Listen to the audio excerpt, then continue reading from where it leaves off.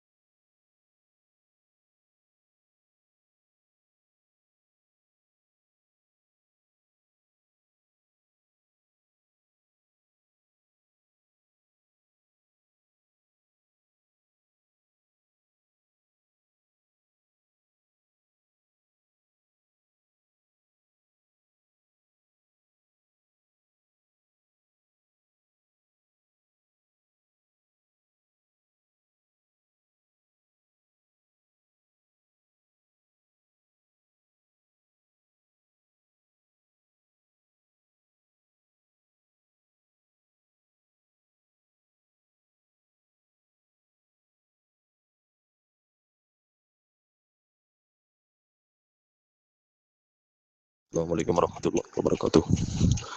குர்ஆனை ஓதக்கூடாது என்று பொதுமக்களை நாசமாக்கும் சில அறிவுகளினால் அல்ஹம்துலில்லாஹ் குர்ஆனை ஓதலாம் என்று நாங்கள் மௌத்தானவர்களுக்கு உறுதிப்படுத்தி முதலாம் கட்டத்துக்கு இந்த 4 விடயத்தையும் தந்துள்ளோம்.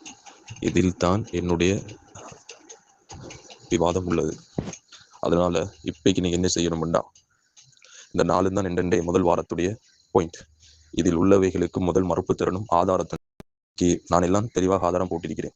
இப்போ இதில் உள்ளவற்றை நீங்கள் மறுக்கணும் என்றால் தெளிவாக போட்டு ஆதாரத்தோடு மறுக்கணும். நான் உங்களோட ஆதாரத்தையும் காட்டி எந்த ஆதாரத்தையும் விலைக்கு போட்டிக்கேன். வாய்ஸ் கார்டு வேணும்னு இன்ஷால்லா ஒவ்வொரு பகுதிக்கும் வாய்ஸ் கார்டு இருக்குது. இன்ஷால்லா இப்போ நான் தமிழ் டைப் பண்ணி போட்டு வச்சுக்கேன். சரியா? அதனால் நீங்கள் முதல் செய்ய வேண்டியது இந்த 4 உள்ளவற்றுக்கு முதல் மறுப்பு தரணும். இனி அடுத்தடுத்த ஆதாரங்கள் இன்ஷால்லா வைப்படும்.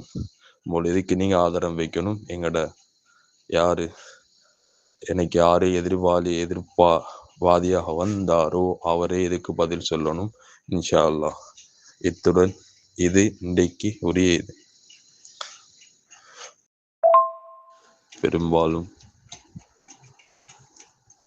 பெரும்பாலும் நான் நினைக்கிறேன் இந்த கிதாபை இப்படி இருக்குமா, அந்த சட்டம் இப்படியெல்லாம் பேசிப்பான்னு பெரும்பாலும் பார்த்திக்க மாட்டேங்க. லைக்கும் பார்க்கல. எனக்கு தெரியும் இன்னைக்கு விஷயம் வரணும். ரைண்டா? தனி மக்தபா இருக்கால், மக்தபத்து தக்ஸீசியா. லிர்ரத்தி அலல் வஹாபியா. அல்ஹம்துலில்லாஹ் இமாம்கள்லாம் ஆய்வு செஞ்சு தெளிவாக போட்டிக்கிறான். இதே குர்ஆன் ஹதீஸ்ல நாங்கள் தந்திக்கும் இன்ஷா அல்லாஹ் தெளிவான முறையில் நம்மக்கிட்ட பதில் தெரிவிக்கணும் இன்ஷா அல்லாஹ். ஜட்ஜிபில் பாருங்க, ஜெமினியில் பாருங்க, எதில் பாருங்க, ஹக்கு தெளிவாக வந்தால் சரி. சரியா? நம்மளோட தலைப்பெல்லாம் இந்த 4 குலான் கிடைக்கணும். சரியா? இதுக்கு முதல் பதில் தந்துட்டு அடுத்த 2ஆம் கட்டத்துக்கு அடுத்த கிதாப்லையும் நான் இன்ஷா அல்லாஹ் தெளிவுபடுத்தி தருவோம்.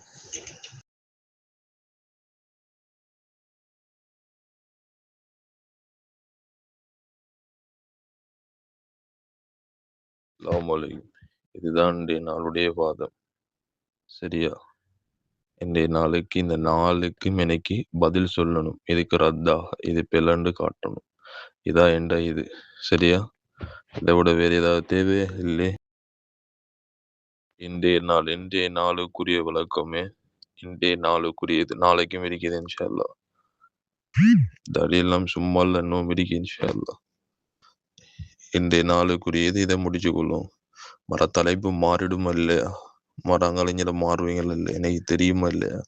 ஆனால் இன்றைக்கு இந்த 4க்கும் பதில் சொல்ல உங்களுக்கு இன்றைக்கு ரத்து சொல்லும்.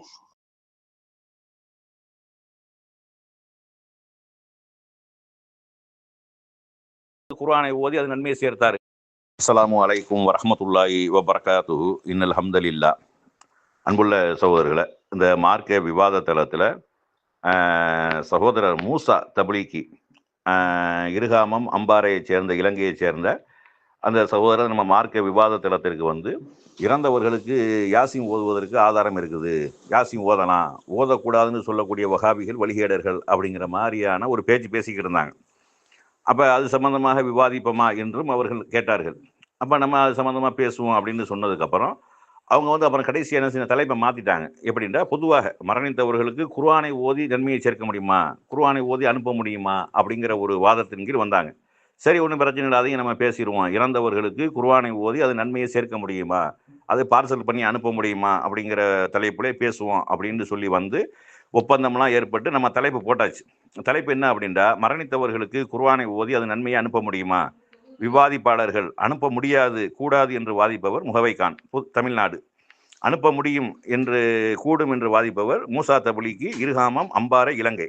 அதாவது இந்த இதுதான் தலைப்பு. அதாவது இறந்து போனவர்களுக்கு மரணித்தவர்களுக்கு குர்ஆனை ஓதி நம்ம பார்சல் பண்ண முடியுமா, நன்மையை கொண்டு போய் சேர்க்க முடியுமா, இதற்கு குர்ஆன் நபி வழியில் ஆதாரம் இருக்கா, இப்படிங்கிற அடிப்படையில் தான் இந்த தலைப்பு. அதாவது இந்த தலைப்பு வந்து 3 நாள் நடைபெறும் அப்படின்னு போட்டிருந்தாங்க. இதில் வந்து ஆதாரமாக சமர்ப்பிக்கக்கூடிய விஷயம் எதுவாக இருக்க வேண்டும் அப்படின்டா, ஆதாரங்கள் என்ன இருக்கணும்னா, குர்ஆன் ஆதாரபூர்வமான ஹதீஸ் 2 தான். பலவீனமான ஹதீஸையோ இட்டுக்கட்டப்பட்ட செய்தி அந்த எந்த செய்தியும் இருக்கக்கூடாது. குர்ஆனும் ஆதாரபூர்வமான ஹதீஸ் மட்டும்தான் இதற்கு வந்து என்ன செய்யணும், ஆதாரமாக வைத்து பேச வேண்டும் அப்படின்னு சொல்லி நம்ம தலைப்பெல்லாம் போட்டு என்ன செஞ்சோம், பேசணும். அது மாதிரி வாய்ஸில் தான் பேச வேணும், ஆதாரத்துக்கு தான் டெக்ஸ்ட் போடணும், வாதங்களை வந்து வாய்ஸ் நோட்டாக தான் வைக்கணும் அப்படின்னும் அந்த விதிமுறைகள் மீறப்பட்டிருக்கிறது. சும்மா அது என்ன விதிமுறைகள்லாம் மீறப்பட்டிருக்குது அப்படிங்கிறத நம்ம சொல்கிறோம். இப்போ 2வது அவங்க வந்து ஒரு புஸ்தகம், அரபியில் எழுதப்பட்ட சமீப காலத்தில் நவீன காலத்தில் எழுதப்பட்ட அரபியில் எழுதின ஒரு புஸ்தகத்தை அப்படியே காப்பி பண்ணி என்ன செஞ்சுருக்கிறாங்க, போட்டிருக்காங்க. அதை படிச்சுட்டு தான் இறந்தவர்களுக்கு குர்ஆன் ஓதலாம், நன்மையை சேர்க்க முடியும் அப்படிங்கிற ஒரு வாதத்தை அவங்க எடுத்து வைக்க வந்திருக்கிறாங்க. ஆனால் இதுவரைக்கும் அவங்க எடுத்து வச்ச அந்த வாதத்தில் எந்த ஒரு ஆதாரமும் இல்லை. இறந்தவர்களுக்கு குர்ஆனை ஓதி நன்மையை சேர்க்க முடியும், இறந்தவருக்கு குர்ஆனை ஓதி நன்மையை சேர்க்கலாம் இப்படிங்கிறதுக்கு குர்ஆனில் ஆதாரம் இருக்கிறது. அல்லது நபிகள் நாயகம் ஸல்லல்லாஹு அலைஹி வஸல்லம் அவர்கள் இந்த மாதிரியான யார் ரசூலுல்லாஹ்வுடைய மனைவி ஹதீஜா ரலியல்லாஹு அவர்கள் ஓதினார்கள், இங்கே பாருங்க குர்ஆனை சூரத்துல் பக்ராவை ஓதி அனுப்பிவிட்டார்கள். அல்லது அவங்களுடைய பிள்ளைகள் 3 பேர் பெண் பிள்ளைகள் மரணித்தார்கள், ஆண் பிள்ளைகள் மரணித்தார்கள், இங்கே பாருங்க சூரத்துல் ஃபலக்கை ஓதி அனுப்பினார்கள், இப்படிங்கிறதுக்கு எந்த ஒரு ஆதாரமும் இல்லை. அதே மாதிரி எத்தனையோ சஹாபாக்கள் மரணிச்சிருக்கிறாங்க, ரசூலுல்லாஹ்வுடைய சொந்த பந்தங்கள் எத்தனையோ பேர் மரணிச்சிருக்கிறாங்க.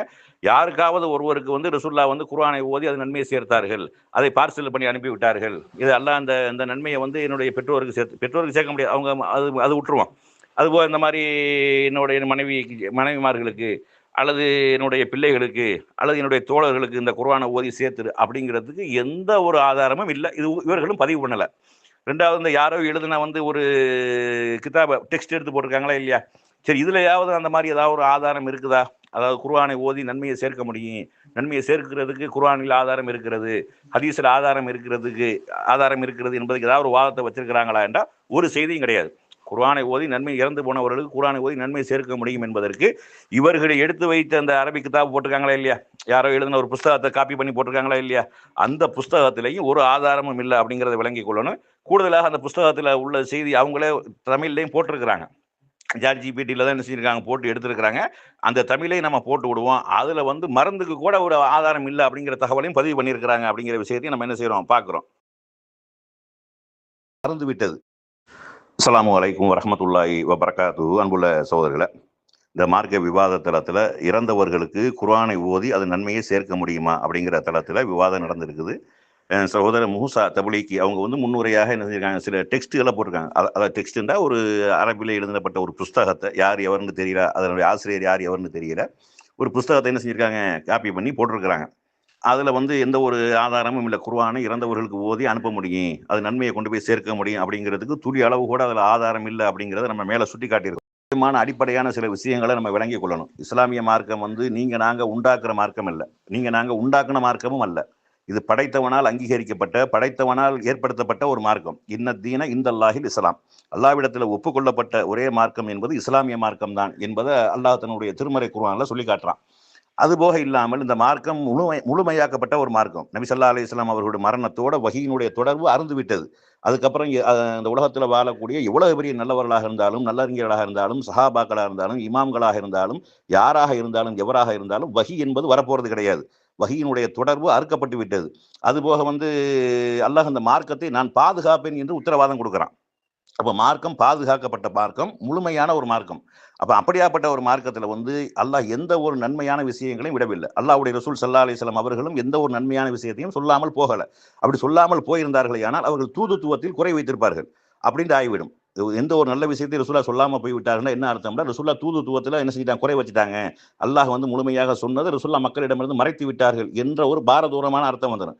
அல்லது நம்ம உண்டாக்குன விஷயங்கள்லாம் இதுவும் இஸ்லாம் தான் என்று சொல்லக்கூடிய நேரத்தில் அல்லாஹ் சொல்லித்தர மறந்துட்டான், அல்லாஹ்வுக்கு அந்த ஞானம் இல்லை என்று அல்லாஹ் மேல பழி சுமத்தக்கூடிய ஒரு பாரதூரமான ஒரு விஷயம் வந்துடும். அப்ப அந்த பாதுகாக்கப்பட்ட ஒரு மார்க்கம், முழுமையான அந்த மார்க்கத்துல வந்து இறந்தவர்களுக்கு என்ன செய்ய வேண்டும் என்ற வழிகாட்டுதல் இருக்கிறது.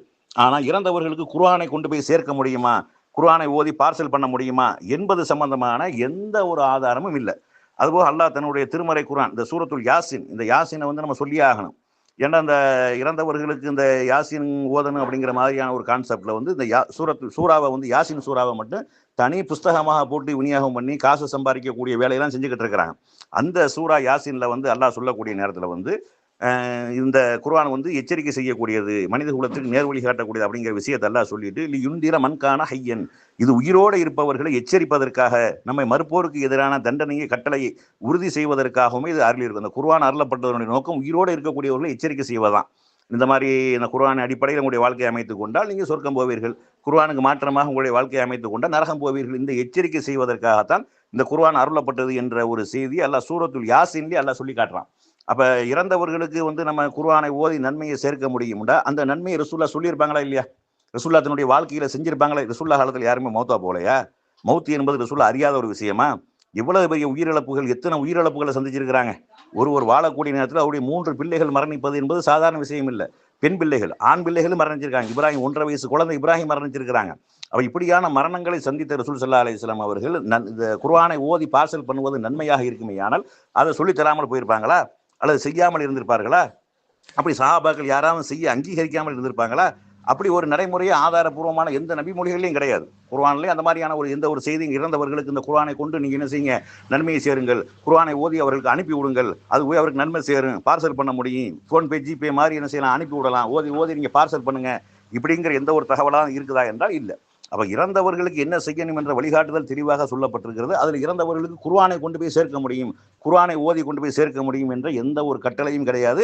அதனால இது இஸ்லாத்தில் உள்ளது கிடையாது. நபி வழியில உள்ளது கிடையாது. இறந்தவர்களுக்கு குர்ஆனை ஓதி அனுப்புவதன் மூலமாக அவருக்கு நன்மையை சேர்க்க முடியும் என்று சொல்லக்கூடியது வந்து இஸ்லாத்தில் இல்லாத ஒரு நடைமுறை, நரகத்திற்கு கொண்டு செல்லக்கூடிய ஒரு நடைமுறை. நபிகள் நாயகம் ஸல்லல்லாஹு அலைஹி வஸல்லம் அவர்கள் அழகாக தெளிவாக பல்வேறு சந்தர்ப்பங்களில் எச்சரிக்கை செய்த ஒரு எச்சரிக்கை என்ன? குல்லு பித்அத்தின் லலாலா வ குல்லு லலாலத்தின் பின்னார். மார்க்கத்தின் பெயரால் புதிதாக உருவாக்கக்கூடிய ஒவ்வொன்றும் வழிகேடு, ஒவ்வொரு வழிகேடும் உங்களை நரகத்தில் கொண்டு போய் சேர்க்கும். லேபிள் இஸ்லாம்ல வச்சிருப்பாங்க, உள்ளக இஸ்லாத்தில் உள்ளதா இருக்காது, குர்ஆன் ஹதீஸ்ல உள்ளதா இருக்காது. இவங்களா உண்டாக்குறது மார்க்கத்தில் உள்ள அதிகாரமும் கிடையாது. உள்ளதை எடுத்து சொல்லக்கூடியதான் நம்மளுடைய அதிகாரமே ஒழிய உண்டாக்கி சொல்லக்கூடிய அதிகாரம் அல்ல யாருக்கும் கொடுக்கல. மார்க்கத்தை பொறுத்தளவுக்கு, உலக விஷயங்களை பொறுத்தளவுக்கு அது அனுமதிக்கப்பட்டிருக்கு, அது வேற விஷயம், தனியாக பேசலாம், பேசிக்கலாம். உலக விஷயங்களை வந்து நம்ம விரும்பியதை செய்து கொள்ளலாம், தடுக்காத வரைக்கும். தடுக்கப்பட்டிருந்தால் விலகிக் கொள்ளணுமே ஒழிய தடுக்காத வரைக்கும் எல்லாம் அனுமதி அப்படின்ட்டு போயிடும். மார்க்க விஷயங்கள், வணக்க வழிபாடுகள், இபாதத்து விஷயங்கள்ல வந்து அல்லாஹ் ரசூலுடைய வழிகாட்டுதல் இருக்குதா? அல்லாஹ் தன்னுடைய திருமறையில சொல்லி இருக்கிறானா? நபிகள் நாயகம் ஸல்லல்லாஹு அலைஹி வஸல்லம் அவர்கள் சொன்ன ஆதாரப்பூர்வமான செய்தி இருக்குதா? இருந்தால் அது மார்க்கம். இல்லை என்றால் யார் சொன்னாலும் எவர் சொன்னாலும் அது மார்க்கம் கிடையாது. அந்த அதிகாரத்தை அல்லாஹ் யாருக்கும் கொடுக்கவில்லை அப்படிங்கிறத என்ன செய்யணும்? விளங்கி கொள்ள வேண்டும். அஸ்ஸலாமு அலைக்கும் வரஹ்மத்துல்லாஹி வபரகாத்துஹு. அன்புள்ள சகோதரர்களே, சகோதரர் மூசா தப்லீகி அவங்க வந்து குர்ஆனை ஓதி இறந்தவர்களுக்கு நன்மை சேர்க்க முடியும் என்பதற்கு 4 ஆதாரம் நான் போட்டிருக்கிறேன், 4 டெக்ஸ்ட் நான் போட்டிருக்கிறேன், அதுக்கு பதில் சொல்லுங்க, அதுவே இந்த அமர்வுக்கு போதுமானது அப்படிங்கிற மாதிரி என்ன செஞ்சாங்க, ஒரு செய்தியை சொன்னாங்க. அதுல ஒரு ஆதாரமும் இல்லை இறந்தவர்களுக்கு குர்ஆனை ஓதி நன்மையை சேர்க்க முடியும் என்பதற்கு குர்ஆன் வசனங்களோ ஹதீஸுகளோ எதுவுமே இல்லை, அவங்க போட்ட செய்தியிலே இல்லை அப்படிங்கிறத நம்ம சொல்லியிருக்கிறோம். அதில் அவங்க போட்ட விஷயங்களே பல்வேறு விஷயங்களை வந்து முர்சலாக வந்திருக்குது, பலவீனமாக வந்திருக்குது அப்படிங்கிறது சேர்த்து என்ன செஞ்சிருக்கிறாங்க, பதிவு பண்ணியிருக்கிறாங்க. இதுவே நம்ம சந்தித்த விவாதங்கள்ல முதலாக அவர்கள் எடுத்து வைத்த வாதமே ஆதாரம் இல்லாமல் சேதாரமாகி போய்விட்டது, ஒண்ணுமே இல்லாம போய்விட்டது அப்படிங்கிறத நம்ம என்ன செய்யறோம், பார்க்கிறோம். அதனால இறந்தவர்களுக்கு வந்து என்ன செய்ய வேண்டும் என்பது மார்க்கம் சொல்லி இருக்கிறது என்பது நம்ம தனியாக பேச வேண்டிய விஷயம். ஆனா இறந்தவர்களுக்கு குர்ஆனை ஓதி பார்சல் பண்ண முடியுமா? கூலிக்கு ஆள் வைத்தோ அல்லது கூலிக்கு ஆள் வைக்காம தன்னாலேயே ஓதி அனுப்ப முடியுமா என்றால் முடியாது. எப்படி உயிரோட இருக்கக்கூடிய ஒருவர் குர்ஆன் ஓத தெரியல, அவருக்கு குர்ஆனை ஓதி நன்மையை சேர்க்க முடியுமா? முடியாது. அவர் தான் கத்துக்கிறணும். உயிரோட இருக்கும் பொழுது அவர் தான் குர்ஆனை ஓதி குர்ஆனை ஓதுவது நன்மை இருக்குது. உயிரோட இருக்கக்கூடியவர்கள் ஒரு எழுத்துக்கு 10 நன்மைங்கிறாங்க ரசூலுல்லாஹ். அது மாதிரி குர்ஆனை சரளமாக யார் ஓதுகிறார்களோ அவர்கள் சங்கைக்குரிய வானவர்களோடு இருப்பார்கள். யார் திக்கி திணறி ஓதுகிறார்களோ அவர்களுக்கு 2 மடங்கு கூலி இருக்கிறது அப்படிங்கிறாங்க. ஒரு எழுத்துக்கு 10 நன்மை, திக்கி திணறி ஓதக்கூடியவர்களுக்கு கூட 2 மடங்கு நன்மை, 20 நன்மை கிடைச்சிடும். ஆனா இறந்து போனதுக்கு அப்புறம் அந்த குர்ஆனை கொண்டு போய் அவருக்கு நன்மை சேர்க்க முடியும் அப்படிங்கிற ஒரு வழிகாட்டுதல் இருக்காண்டா கிடையவே கிடையாது. அப்ப இறந்தவர்களுக்கு நம்ம என்ன செய்ய வேண்டும் என்பது மார்க்கம் அது சில விஷயங்கள் அவங்க போட்டிருக்கிறாங்க. ஆனா அதுல குர்ஆன் ஓதுதல் இல்லை. சில விஷயங்கள் அவங்க போட்டிருக்கக்கூடிய விஷயங்கள் என்ன போட்டிருக்காங்கன்னா, இறந்தவர்களுக்கு இதன் மூலமாக நன்மை சேர்க்க முடியும், இப்படி ரசூலுல்லாஹ் செஞ்சிருக்கிறாங்க அப்படின்னு. அதாவது இந்த நோன்பு கடமையான நிலையில் அல்லது தர்மம் செய்வது, அந்த மாதிரி பிள்ளைகள் செய்யக்கூடிய பிரார்த்தனை, சதக்கத்துல் ஜாரி, இப்படியான சில விஷயங்கள் போட்டிருக்காங்களா இல்லையா? சார் அது சம்பந்தமாக நம்ம கடைசியாக நம்ம என்ன செய்வோம் சொல்லுவோம், என்ன செய்ய முடியும், இறந்தவர்களுக்கு நம்ம என்ன செய்து நன்மையை சேர்க்க முடியும் அப்படிங்கிறத நம்ம தெளிவாக சொல்லி காட்டுவோம். ஆனால் ஒருபோதும் இறந்தவர்களுக்கு குர்ஆனை கொண்டு நன்மை சேர்க்க முடியும், குர்ஆனை ஓதி கொண்டு போய் நன்மையை சேர்க்க முடியும் அப்படிங்கிறதுக்கு எந்த ஒரு ஆதாரமும் கிடையாது, எந்த ஒரு வழிகாட்டுதலும் இல்லை அப்படிங்கிறத என்ன செய்யணும், தெளிவாக விளங்கிக் கொள்ளணும்.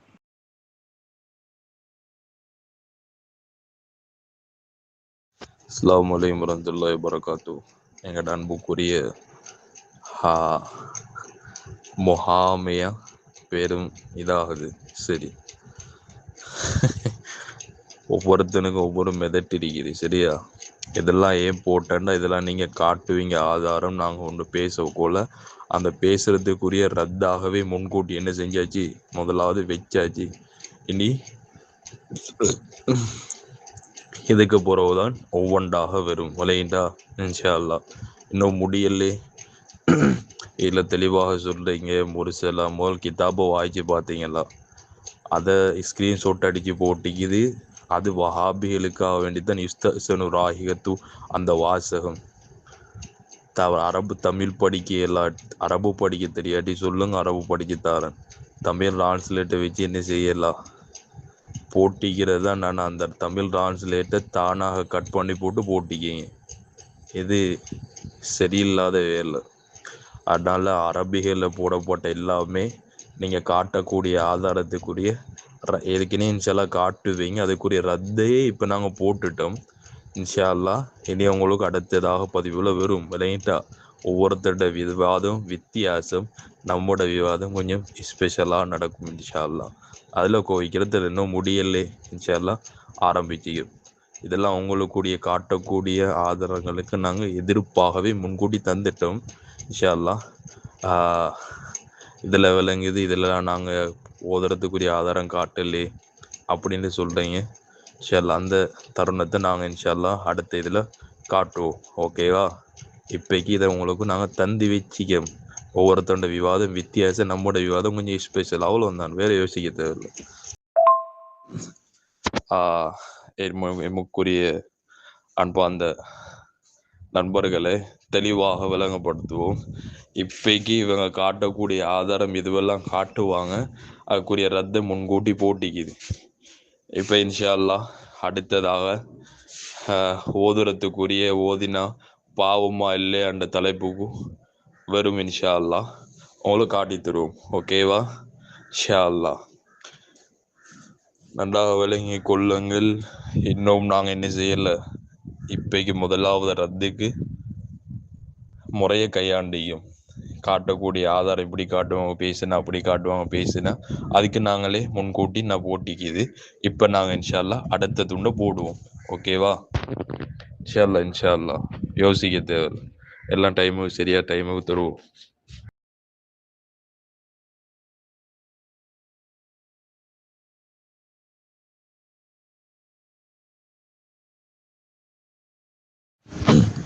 பாவம் இதிலே விளங்குது, இந்த மனுஷன் ஃபுல் தமிழ் டிரான்ஸ்லேட்டில் தான் வாழ்ந்து கொண்டிருக்கிறாரை.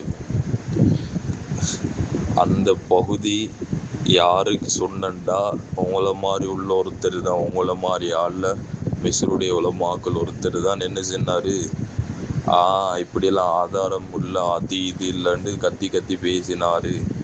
அந்த பகுதியை தான் இமாம் அவர்கள் கொண்டு வந்து இப்படியெல்லாம் அவர்கிட்ட கிதாப்புல பேசிக்காருன்னு சொல்லார்.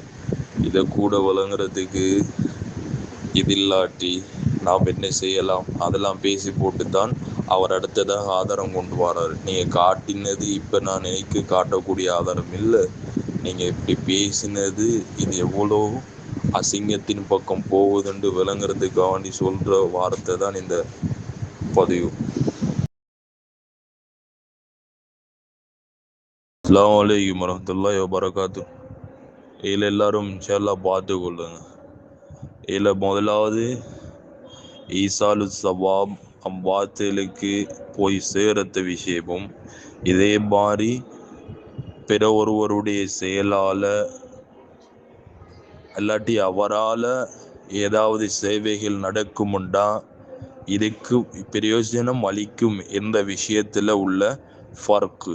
இப்போ தலைப்பு எங்களுக்கு எது இல்லை, அடா ஒரு பேல் மிச்சம் உறுப்பில் உள்ளவங்களுக்கு வழங்கணுமேன்றதுக்காக வேண்டி போட்டிருக்குது. இது அம்து செலவா சொன்னதுக்கு பின்னால் எல்லாத்தையும் போட்டுட்டு பாருங்க, அல்ஹம்துலில்லாஹ்.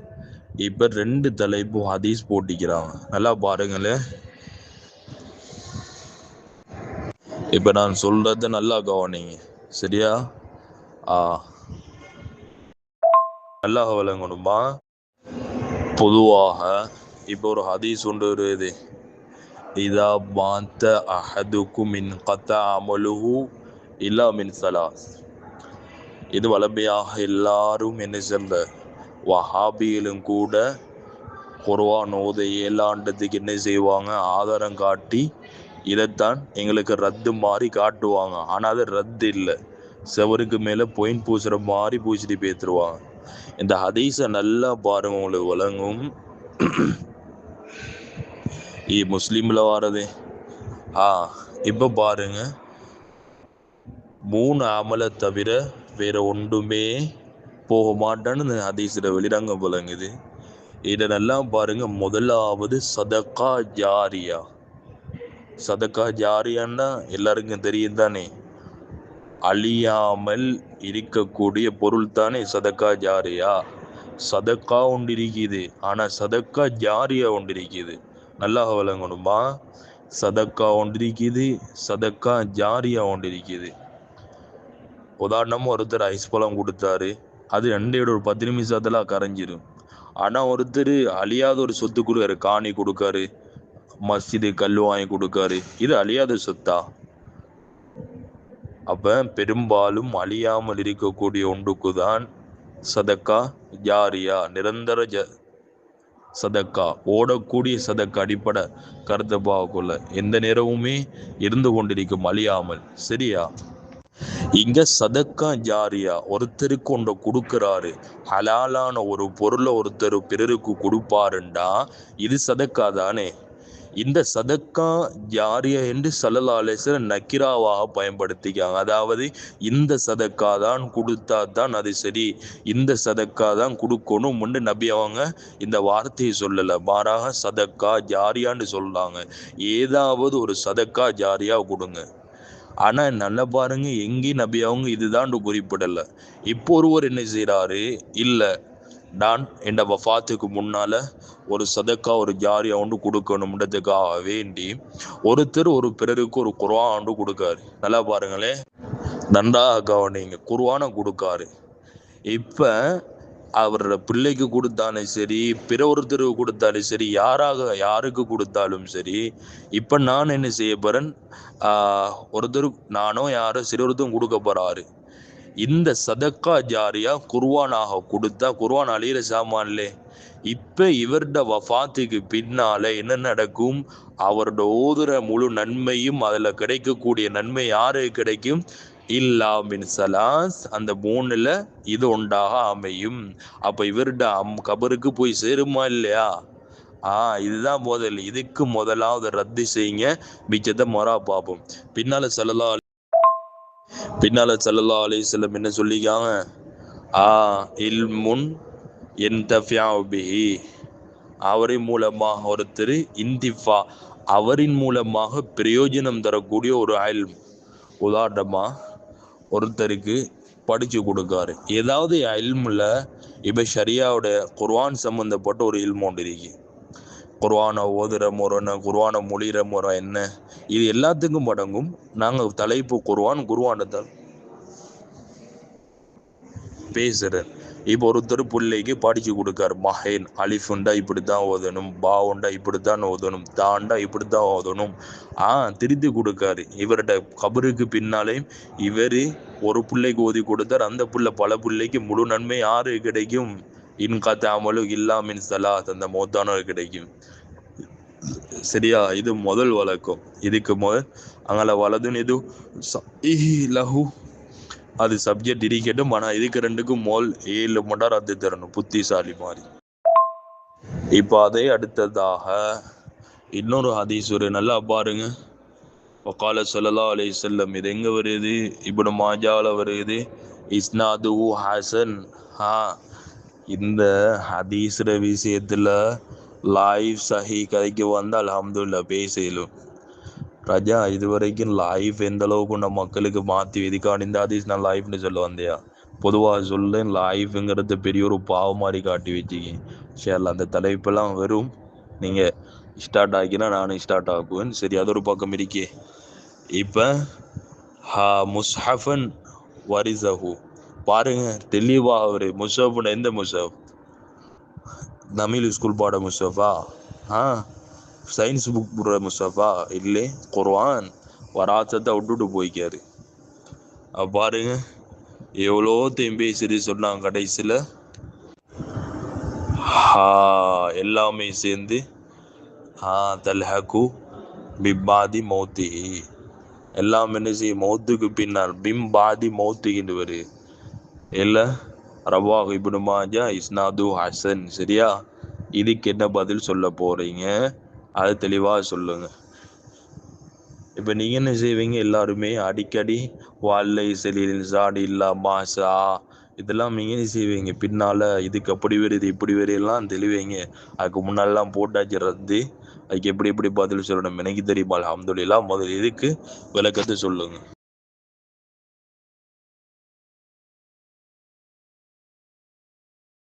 பட்டிக்குது என்று கேட்பீங்க. இன்றைக்கு பிறந்த காளான்கள், அதாவது ஃபித்னாட காலத்தில் வாழ்ந்து கொண்டு ஃபித்னாட காலத்தில் பிறந்து எல்லாரும் ஒரு 1950 வருஷத்துக்கு கீழே அதுக்கு கீழே தான் பிறந்துட்டு வந்திப்பேன். சரியா? அதுக்காக நீங்கள் ஃபித்னான்னு சொல்ல, ஃபித்னாக்காரன்னு சொல்ல வரல, அதோட தலைப்பிரிக்க. ஆனால் நாங்கள் ஃபித்னாட காலத்தில் வாழ்ந்துக்கிட்டு குர்ஆன் ஹதீஸுக்கு மொண்டசரி பிள்ளைகள் மாதிரி விளக்கம் சொல்கிற ஒரு தரம் பிரிக்க கொள்ள இந்தந்த பெரிய இமாம்களை புல பிடிக்கிடுவாங்க. ஆனால் அன்றைக்கு 4 மத பெரும்பெரிய இமாம்களோட கிதாபத்தை அன்றைக்கு மதரசாவில் படித்து கொடுத்து ஆலிமாக்கி கொள்கிறாங்க. இப்போ இந்த இமாம்கள் எந்த அளவுக்கு மௌத்தானவர்களுக்கு நல்ல சவாபுகளை அமாலு சாலிகாவை இஹ்தா பண்ணுற பாரிசல் பண்ணலாம் சொல்லுவீங்களே இதெல்லாம் எந்த அளவு கையாண்டுள்ளாங்க, என்னத்தை வச்சு ஆதாரப்படுத்தியுள்ளாங்க ராஜா. இதெல்லாம் குர்ஆன் ஹதீஸ் சும்மா ஆள் மாறி விளங்கினா மாடாகத்தான் நாங்கள் போவோம். விளங்கிட்டா ஆள் மாறி விளங்கினா மாடாகத்தான் போவோம். மறந்துடனா இங்கே 4 பெரும் பெரும் இமாம்கள், இமாம் ஷாஃபி அவங்களோட கழிவு கூட நீங்கள் காண நாங்கள்லாம். விளங்கிட்டா அந்த பெரிய இமாம்கள் ஷாஃபி ரஹிமஹுல்லா இவங்க என்னத்தை சொல்லிக்கிறாங்க, இவங்களோட சொந்த கருத்தை பேசுகிறாங்க. இன்றைக்கு அவங்களோட ஒரு கருத்து இவங்க ஜாயிஸ்ன்னு சொன்ன ஆதாரம் இல்லை, சும்மா ஜாயிஸ்ன்னு சொல்றல்ல. கிதாபுகள் பல விதமாக இருக்குது. ஒன்றில் இடத்துல ஹுக்குமை சொல்லிப்பாங்க, இன்னொரு நேரத்தில் குர்ஆன் ஹதீஸ் வச்சு ஆதாரம் படிச்சுப்பாங்க. அது எழுதியவர்களுடைய முசன்னிஃபுகளுடைய விதத்தை பொறுத்து வரும். சரி, இப்போ இவங்க ஜாயிஸ்ன்னு சொல்லிக்காங்க. ரப்பனா ஃபிர்லனா வலி இஹ்வான் இல்லதீன சபகூனா பில் ஈமான். பாருங்க, சபகூனா பில் ஈமான். இப்படியெல்லாம் மக்ஃபிரத்துக்காண்டி துவா செய்வாங்க. மக்ஃபிரத்துக்காண்டி துவா செய்யறதுண்டாலே இதை விட இந்த துவாவோட அமாலு சாலிஹா குர்ஆன். இதை ஓதினா பில்லவுலா. இப்போ மாறி கேட்பீங்க, இல்லை குர்ஆன்ல வந்துக்கு மக்ஃபிரத்துக்கு தானே துவா தானே சொல்லப்பட்டிக்குது என்று கேட்பீங்க. கேளுங்க, அதுக்கப்புறம் நான் பதில் சொல்லேன். சரியா? இது முதலாவது விஷயம். அதுக்கு பின்னால் அந்த ஹதீஸை கொண்டு வராங்க. எந்த அளவுக்கெல்லாம் இமாம் ஷாஃபி ஹனஃபி எல்லாம் வச்சு இதை வச்சு ஆதாரம் பிடிச்சிங்க நல்லா பாருங்க, வாய்ச்சி பாருங்க, கிடைக்கும். இதை சுருக்கத்தை இப்படியெல்லாம் இருக்க போக்குள்ள இன்றைக்கு முளைச்ச காளான்கள் இன்றைக்கு குர்ஆன் ஹதீஸை விளக்கம் கொடுக்க வராங்க. இந்த பெரிய பாம்களி இப்படி பேசிக்காங்க. இன்ஷா அல்லாஹ் அடுத்த ஆதாரம் தொடரும். நாங்கள் பிதேத்வாதி ஓதுறன்ற ஒரு பக்கம் பிரிக்க, இன்றைக்கு அப்துல்லா இப்னு மசூத் அலி அல்லாஹ் அவங்க, உபை இப்னு காப்ர் அலி அல்லாஹ் அவங்க, இன்னும் அது போன்ற சஹாபாக்கள் நபி அவர்களின் பேரில் ஹத்தும் செய்துள்ளார்கள்.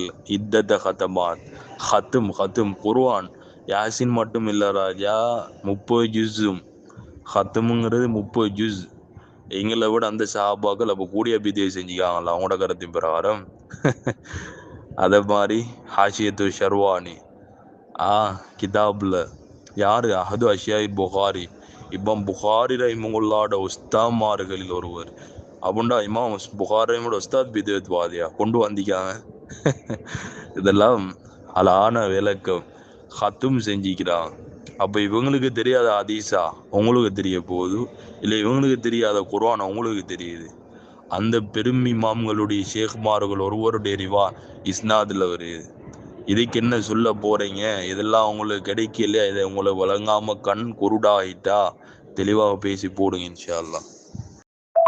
இதெல்லாம் மாறி அடுத்தெல்லாம் கேட்பீங்க, இங்கெல்லாம் அல்லை சலி நிசான் இல்லா பாசா அப்படிலாம் என்ன செய்ய ரத்தி செய்கிறதுக்காக கேட்பீங்க. நீங்கள் கேளுங்கள முதல்ல, இதுக்கு பதில் சொல்லிவிட்டு இதை இந்த ஹதீஸ் இல்லை இது பொய் என்று கொண்டு தெளிவுபடுத்தணும். இல்லாட்டி இதுக்கு வேறு சம்பந்தப்பட்ட இலை போடணும். இவங்களுக்கு தெரியாத குர்ஆனும் இவங்களுக்கு தெரியாத ஹதீஸோட விளக்கும் உங்களுக்கு இதுக்குள்ளால கிடைச்சிச்சு. இன்ஷா அல்லாஹ் தெளிவாகி போடுங்க. இந்த அமர்வில் இன்றைய நாளில் இந்த ஆதாரம் இன்றைய இதில் என்னுடையது முடிவடைந்து விட்டது. இன்ஷா அல்லாஹ் இதற்கு பதில் அடுத்தது ரத்து சொன்னால் அடுத்ததுக்கு நாங்கள் வரலாம், இல்லை என்றால் ஏற்றுக்கொள்ள வேண்டும். இதுதான் என்னுடைய கடைசி முடிவு. இன்னும் இருக்குது. இன்றையோட நான் 3 அமர்வு இருக்கே, இன்றைய நாளுடைய இதில் இன்றைய இதை போட்டிக்கிறேன்னா இன்ஷா அல்லாஹ் எங்கள்ட பாய்ஸா பதில் சொல்லுங்க. அஸ்ஸலாமு அலைக்கும்.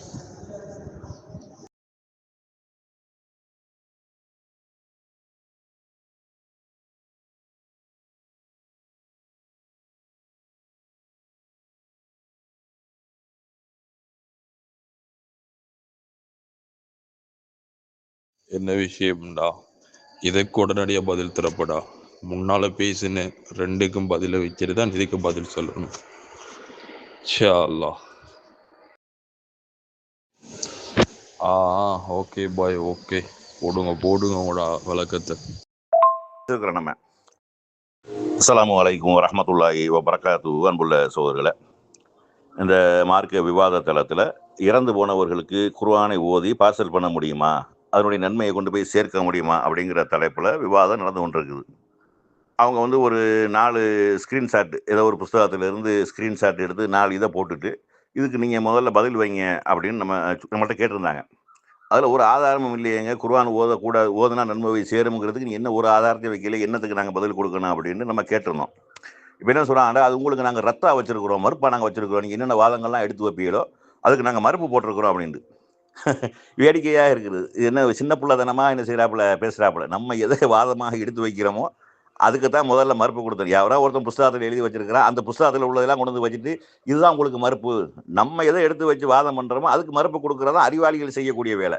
இது வந்து புத்தகத்தை படிக்கக்கூடிய பூச்சி மாதிரி. இது புத்தகத்தை படித்து ஒப்பிக்கிறது, அதை படிச்சுட்டு அதை அப்படியே காப்பி பண்ணி பேஸ்ட் பண்ணுறது, இந்த சின்ன பிள்ளை விளையாட்டை முதல்ல விட்டுட்டு என்ன செய்யணும், ஆதாரத்தை எடுத்து வச்சு உங்கள் வாதத்தை வைக்கணும். சரியா? நம்ம என்ன வாதம் வைக்கிறோமோ அதுக்கு நீங்கள் மறுப்பு கொடுங்க. அது கொடுக்க முடியாது. நீங்கள் அந்த நேரத்தில் பார்ப்போம், நாம் எதை வாதமாக எடுத்து வைக்கிறோமோ ஆதாரமாக எடுத்து நம்ம வச்சிருக்கிறோம், மேலே நிறைய வச்சிருக்கிறோம் நம்ம. அதுக்கெல்லாம் நீங்கள் என்ன செய்யலை, எந்த ஒரு மறுப்பும் கொடுக்கல. நீங்கள் எடுத்து வச்சதுக்கு அது நீங்கள் எங்களுக்கு நாங்கள் வைக்கக்கூடிய வாதத்துக்கு எதிரானதை நீங்கள் வச்சிருக்கிறோம் அப்படிங்கிறீங்க. அது நாங்கள் எடுத்து வைக்கும்போது நீங்கள் வைக்க வேண்டும். இது புத்தகத்தில் உள்ளதை அப்படியே காப்பி பண்ணி பேஸ்ட் பண்ணுறது வந்து அறிவாளிகள் செய்யக்கூடிய வேலையில் சிறுபுலத்தனமான ஒரு வேலை அப்படிங்கிறத முதலாவதாக விளங்கிக் கொள்ள வேண்டும்.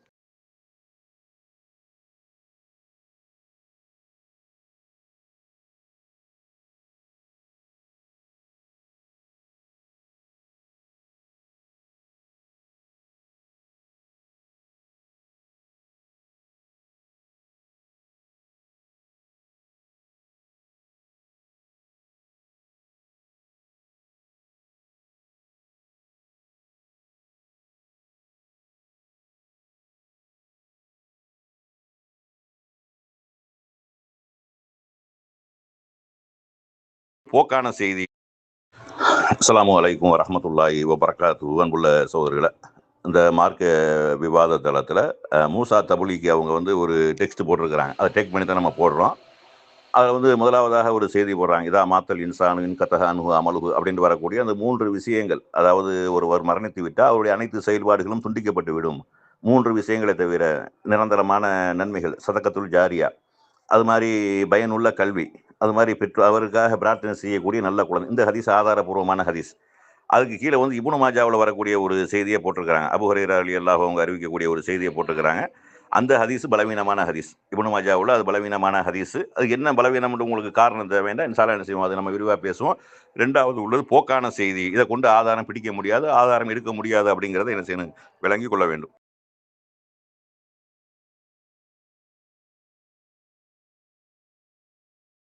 அஸ்ஸலாமு அலைக்கும் வரஹ்மத்துல்லாஹி வபரகாத்துஹு. சகோதரர் மூசா, முதல்ல வந்து விவாதத்தினுடைய விதிமுறைகளை ஒழுங்காக படிச்சுக்கிறீங்க. உங்களுக்கு 10 நிமிஷம் கொடுக்கப்பட்டு விட்டால் உங்களுடைய பேச்சு முடிஞ்சு விட்டால் அதுக்கப்புறம் நீங்கள் எந்த பேச்சும் பேசக்கூடாது. நான் 10 நிமிஷம் பேசி முடிக்கிற வரைக்கும். சரியா? இது என்ன சின்ன பிள்ளை நம்ம குறுக்கு மறுக்கு பேசிக்கிட்டு இருக்கிறீங்க. நீங்கள் கேட்டுட்டு வாங்க. அந்த ஜமீல், நம்ம ஜமீல் இருக்கா, உங்கள் லப்பா ஜமீல் இருக்காரு, அவரும் தபிலீகை சேர்ந்தவர் தான். அப்புறம் மாஹிர் வந்து உங்களுக்கு ஆதரவாக லைக் போட்டுருக்கா, அவரை போய் கேட்டுட்டு வாங்க. விவாதம்னா என்னன்னு முதல்ல விளங்கி பேசணும். குறுக்க வரவே கூடாது. சின்ன பிள்ளைத்தனமா இருக்குது.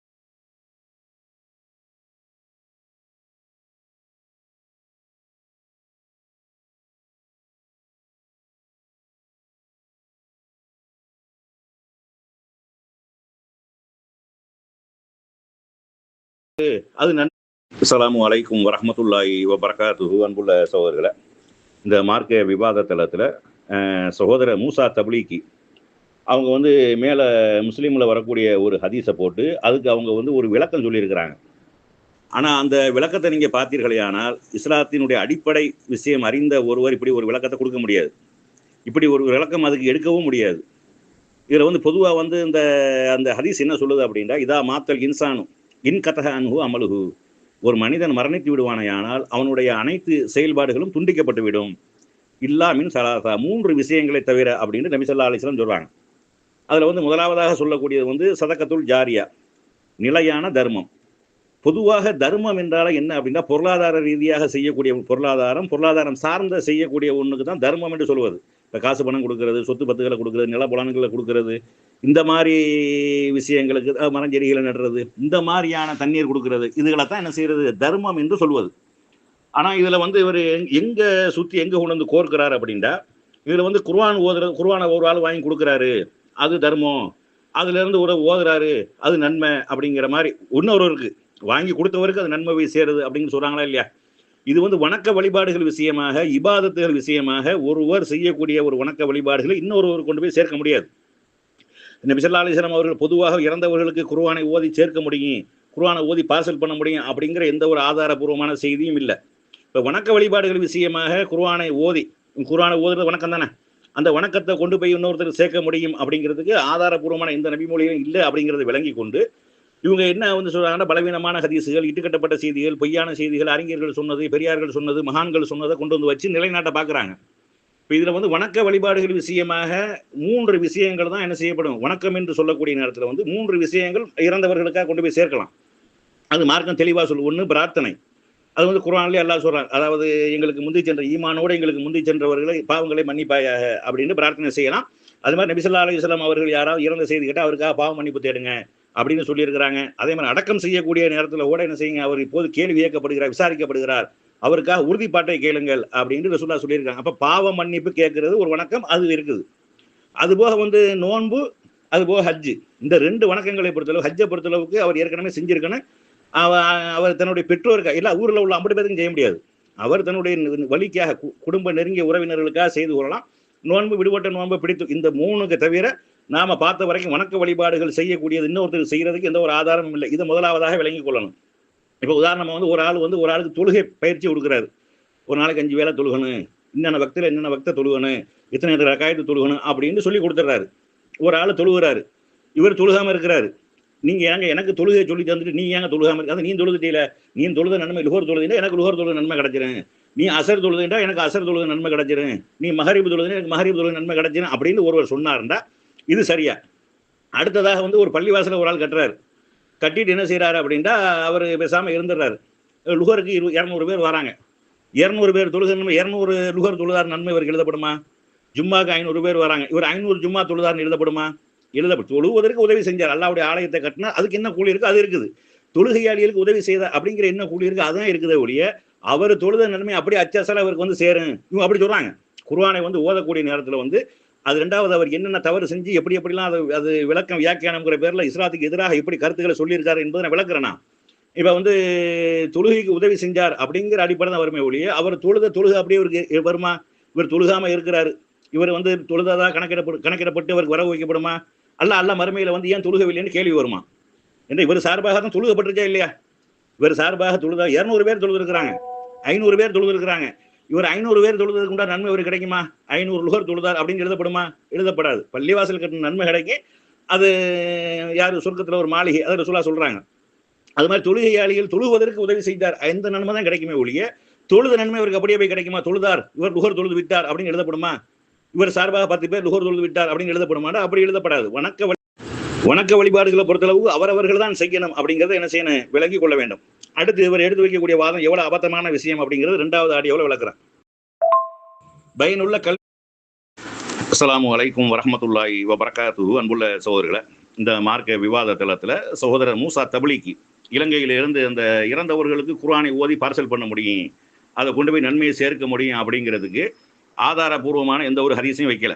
நபி ஸல்லல்லாஹு அலைஹி வஸல்லம் அவர்கள் இறந்தவர்களுக்கு குர்ஆனை ஓதி நீங்கள் அனுப்புங்கள், அந்த நன்மை அவருக்கு போய் சேரும் அப்படின்னு நபி ஸல்லல்லாஹு அலைஹி வஸல்லம் சொன்ன எந்த ஒரு செய்தியும் கிடையாது, அவங்க வைக்கவும் கிடையாது.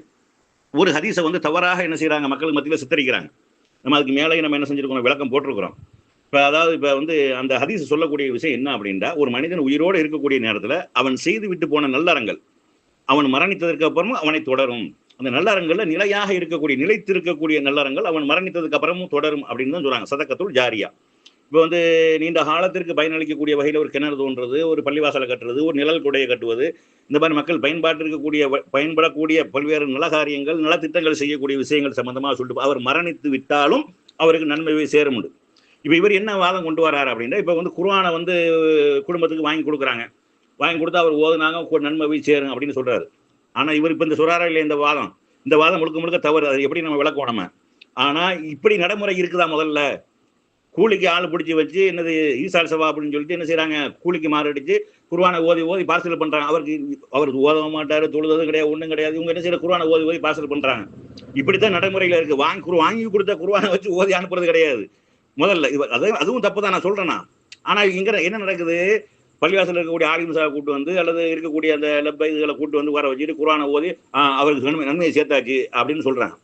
ஆனா இப்ப வந்து ஒரு மனிதர் உயிரோட இருக்கக்கூடிய நேரத்தில் செஞ்சு வீட்டு போன நல்லறங்கள் தானே உயிரோட இருக்கும் போதும் தொடரும், மரணித்ததுக்கு அப்புறமும் தொடரும். இப்ப குர்ஆனை வாங்கி கொடுத்துட்டாரு. வாங்கி கொடுத்துட்டு ஒரு ஆள் என்ன செய்யறாரு, அவர் சொல்றாரு, நீ சூரத்துல் ஃபாத்திஹா ஓதி நமக்கு அனுப்பிவிடு அப்படிங்கிறாரு. சூரத்துல் பக்ரா ஓதி அனுப்பிவிடுங்கிறாரு.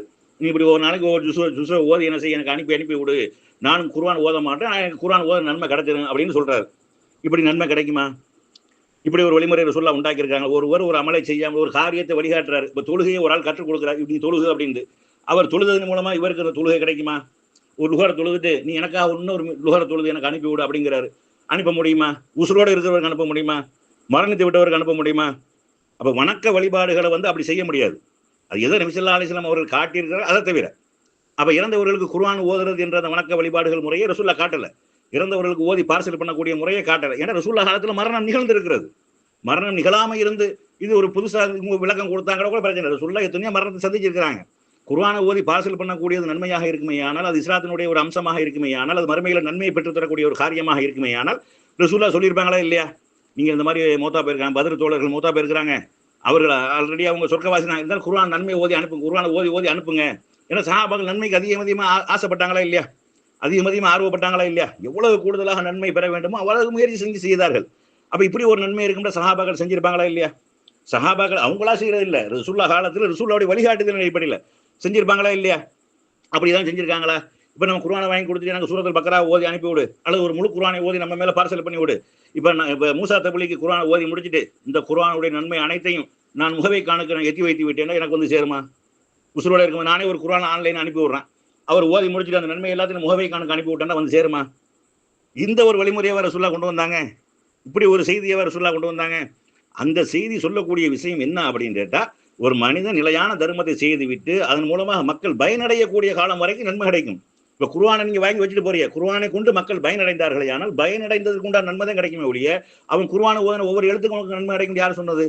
ஒவ்வொரு எழுத்துக்கு 10 நன்மை கிடைக்கும் யார் சொன்னது? அப்படின்டா இந்த செய்தியை வச்சு நீங்க என்ன செய்யணும்? அதே மாதிரி அதுக்கு அடுத்து ஒன்று செய்தி வருதா இல்லையா?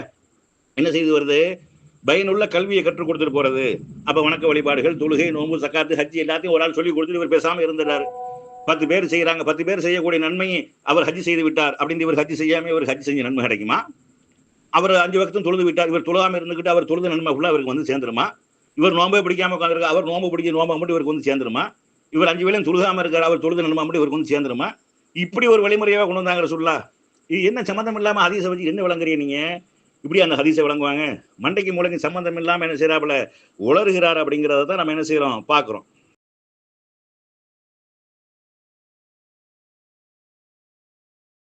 அஸ்ஸலாமு அலைக்கும் வரஹ்மத்துல்லாஹி வபரகாத்துஹு. அன்புள்ள சகோதரர்களே, இந்த மார்க்க விவாத தளத்தில் சகோதரர் மூசா தபிலிக்கு அவங்க வந்து ஆதாரமற்ற கட்டுக்கதைகளை தான் என்ன செய்கிறாங்க, பதிவிட்டிருக்கிறாங்க. அதாவது ரூஹுல் மஆனி அப்படின்னு போட்டிருக்காங்க. அது முதல்ல ஹதீஸ் நூலே கிடையாது. சனதுகளோட ஹதீஸ்களை என்ன செய்யணும், தளத்தில் பதிவு செய்யணும். ரெண்டாவது, நபி ஸல்லல்லாஹு அலைஹி வஸல்லம் அவர்கள் குர்ஆனை ஓத சொல்லி கேட்டிருக்கிறார்கள் அப்படிங்கிற ஹதீஸ் புகாரி முஸ்லிம் போன்ற ஹதீஸ் நூலில் பதிவு செய்யப்பட்டிருக்கு. இதில் வந்து இந்த நைசாபுரி என்று சொல்லக்கூடிய, அதாவது புகாரி இமாமுடைய ஆசிரியராம், அவர் வந்து ரசூலுல்லாஹ்வுக்காக 10,000 முறை குர்ஆனை ஓதிருக்கிறாரு அப்படின்ட்டு என்ன செய்கிறாங்க, ஒரு கதையை ஒன்று போட்டிருக்காங்க. இதில் அந்த கம்பி கட்டுற கதையை வச்சுக்கிட்டு தான் இவங்க இஸ்லாத்தை வளர்க்க பார்க்குறாங்க. சரி, குர்ஆனை வந்து ஒரு நாளையில ஒரு தடவை குர்ஆனை முழுசா ஓதி முடிக்க முடியுமா? அழகா நீட்டி நிறுத்தி ஆயத்தா ஓதுனா ஒரு நாளையில ஓதி முடிக்க முடியுமா? முடியாது. சரி, ஒரு நாளைக்கு ஓதி முடிச்சிடலாம் அப்படின்னு வச்சுக்கிடுவோமே. குர்ஆன் வந்து 114 அத்தியாயம். 114 அத்தியாயத்தை ஒரு நாளைக்கு ஓதி முடிச்சிடலாம்டா ஒரு வருஷத்துக்கு 365 நாள் தான். ஒரு வருஷத்துக்கு 365 நாள்டா அப்போ 365 நாளுக்கு 365 தடவை குர்ஆனை ஓதி இருக்கிறாங்க. அப்போ அப்புறம் 360 ஒரு வருஷம். அப்போ 2 வருஷத்துக்கு எவ்வளோ வருது? இப்படி 10 வருஷத்துக்கு 3650. அப்போ 90 வருஷம் ஒருத்தன் உட்காந்து குர்ஆனை ஓதி பாசல் பண்ணியிருக்கான்னு ஒரு கதையை எழுதுறாங்களே. இதெல்லாம் என்ன கதையை கொண்டு வந்து நீங்கள் கிதாபுங்கிற பேரில் மக்களுக்கு ஏமாற்ற பார்க்குறீங்க? நீங்கள் மக்களை வழிகெடுக்கிறதுக்கு இதெல்லாம் ஆதாரமா? இது 10,000 தடவை ரசூலுல்லாஹ்க்காக ஒரு ஆள் குர்ஆன் ஓதி இருக்கிறாருண்டா இது என்ன கணக்கு? இது என்ன கதை? இது ஒரு நாளைக்கு ஒரு குர்ஆன் ஓதுனா 10,000 நாளுக்கு குர்ஆன் ஓதணும். 10,000 நாளுங்கிறது எத்தனை வருஷம்னு தெரியுமா? இது என்ன? அவர் எத்தனை வருஷம் வாழ்ந்தாரு? அவர் எப்போ குர்ஆனை கற்றுக்கிட்டாரு? என்னப்பா கதை சொல்றீங்க நீங்க? இஸ்லாத்தை இப்படி கேவலப்படுத்துறதுக்கு, இழிவுபடுத்துறதுக்கு இந்த கதையெல்லாம் எழுதி கிதாப் அரபுல எழுதிட்டா மார்க்கமா போயிருமா? ஆதாரமா போயிருமா? அது என்ன என்னன்னு தெரியலையே.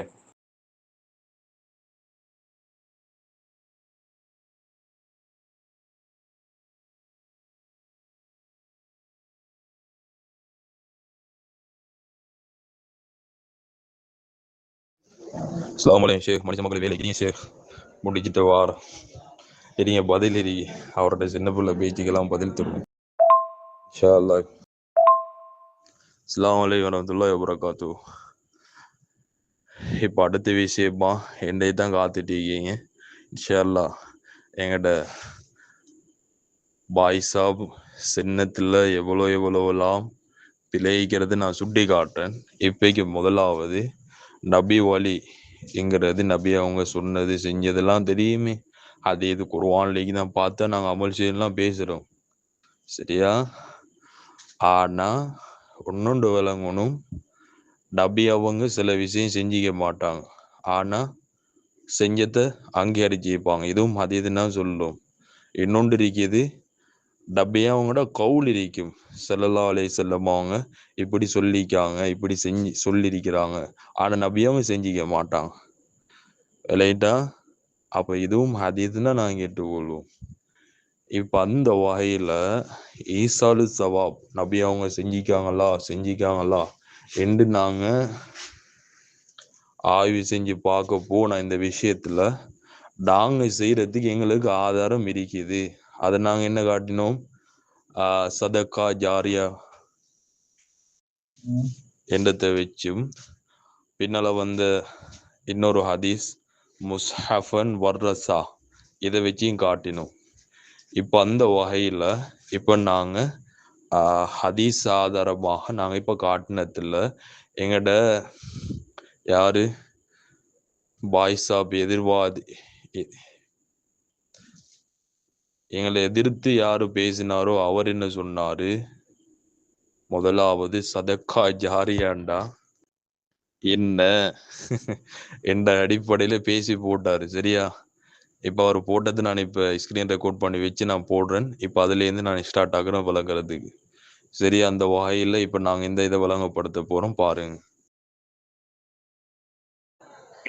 மூன்று விஷயங்களை தவிர அப்படின்னு சொல்றாங்க. அது வந்து முதலாவதாக சொல்லக்கூடிய வந்து சதக்கத்துல் ஜாரியா, நிலையான தர்மம். பொதுவாக தர்மம் என்றால் என்ன அப்படின்னா, பொருளாதார ரீதியாக செய்யக்கூடிய பொருளாதாரம் சார்ந்த செய்யக்கூடிய ஒண்ணுக்கு தான் தர்மம் என்று சொல்வது. காசு பணம் கொடுக்கறது, சொத்து பத்துகளை கொடுக்கறது, நில புலன்களை கொடுக்கறது, இந்த மாதிரி விஷயங்களுக்கு, மரஞ்செடிகளை நடுறது, இந்த மாதிரியான தண்ணீர் கொடுக்கறது, இதுகளை தான் என்ன செய்யறது? தர்மம் என்று சொல்வது. ஆனா இதுல வந்து இவர் எங்க சுத்தி எங்க கொண்டு வந்து கோர்க்கிறார் அப்படின்னா,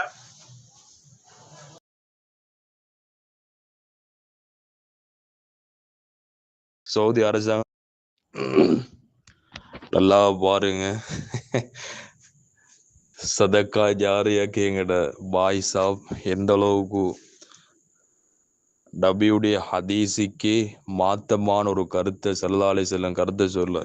பெரிய குர்ஆன் ஹதீஸ் என்று நாக்குக்கு எப்பயும் எலும்பில்லை, அதனால கண்ட மாதிரி கதைக்கு. சரி, விஷயம் என்னண்டா, இப்போ எங்கட பாய் சாப் சொன்னாரு சதக்காண்டா நிலையான தர்மம்டா, இந்த ஊடு அது இதுதான் இது குர்ஆனு, இது இவரு கொண்டு வராருங்காரு.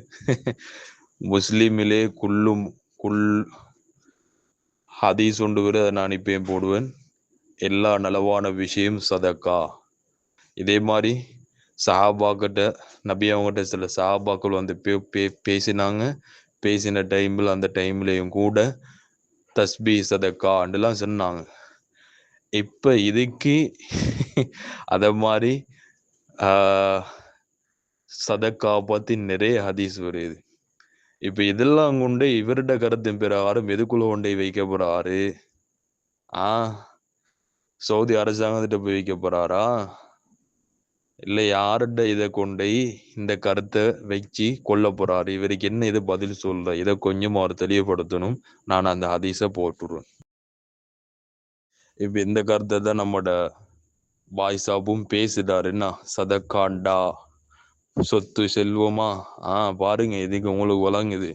வயத்த சத்த கூணபி அம்பாலிஹி மௌலாது இவர்கிட்ட அந்த சதக்காண்ட என்னென்னு வழங்கப்படுத்தணும் இடத்துக்காக வேண்டி இப்படி நான் சொல்றேன்னா, இதை சத்த கூணபி ஃபத்லி அம்பாலிஹிம் அவங்க வந்து சொன்ன முறைப்பாடு, இவங்கெல்லாம் இப்படி செய்கிறாங்க யார சூழல்லா, செல்வங்களை சதக்கா செய்கிறார்கள் என்றார்கள்.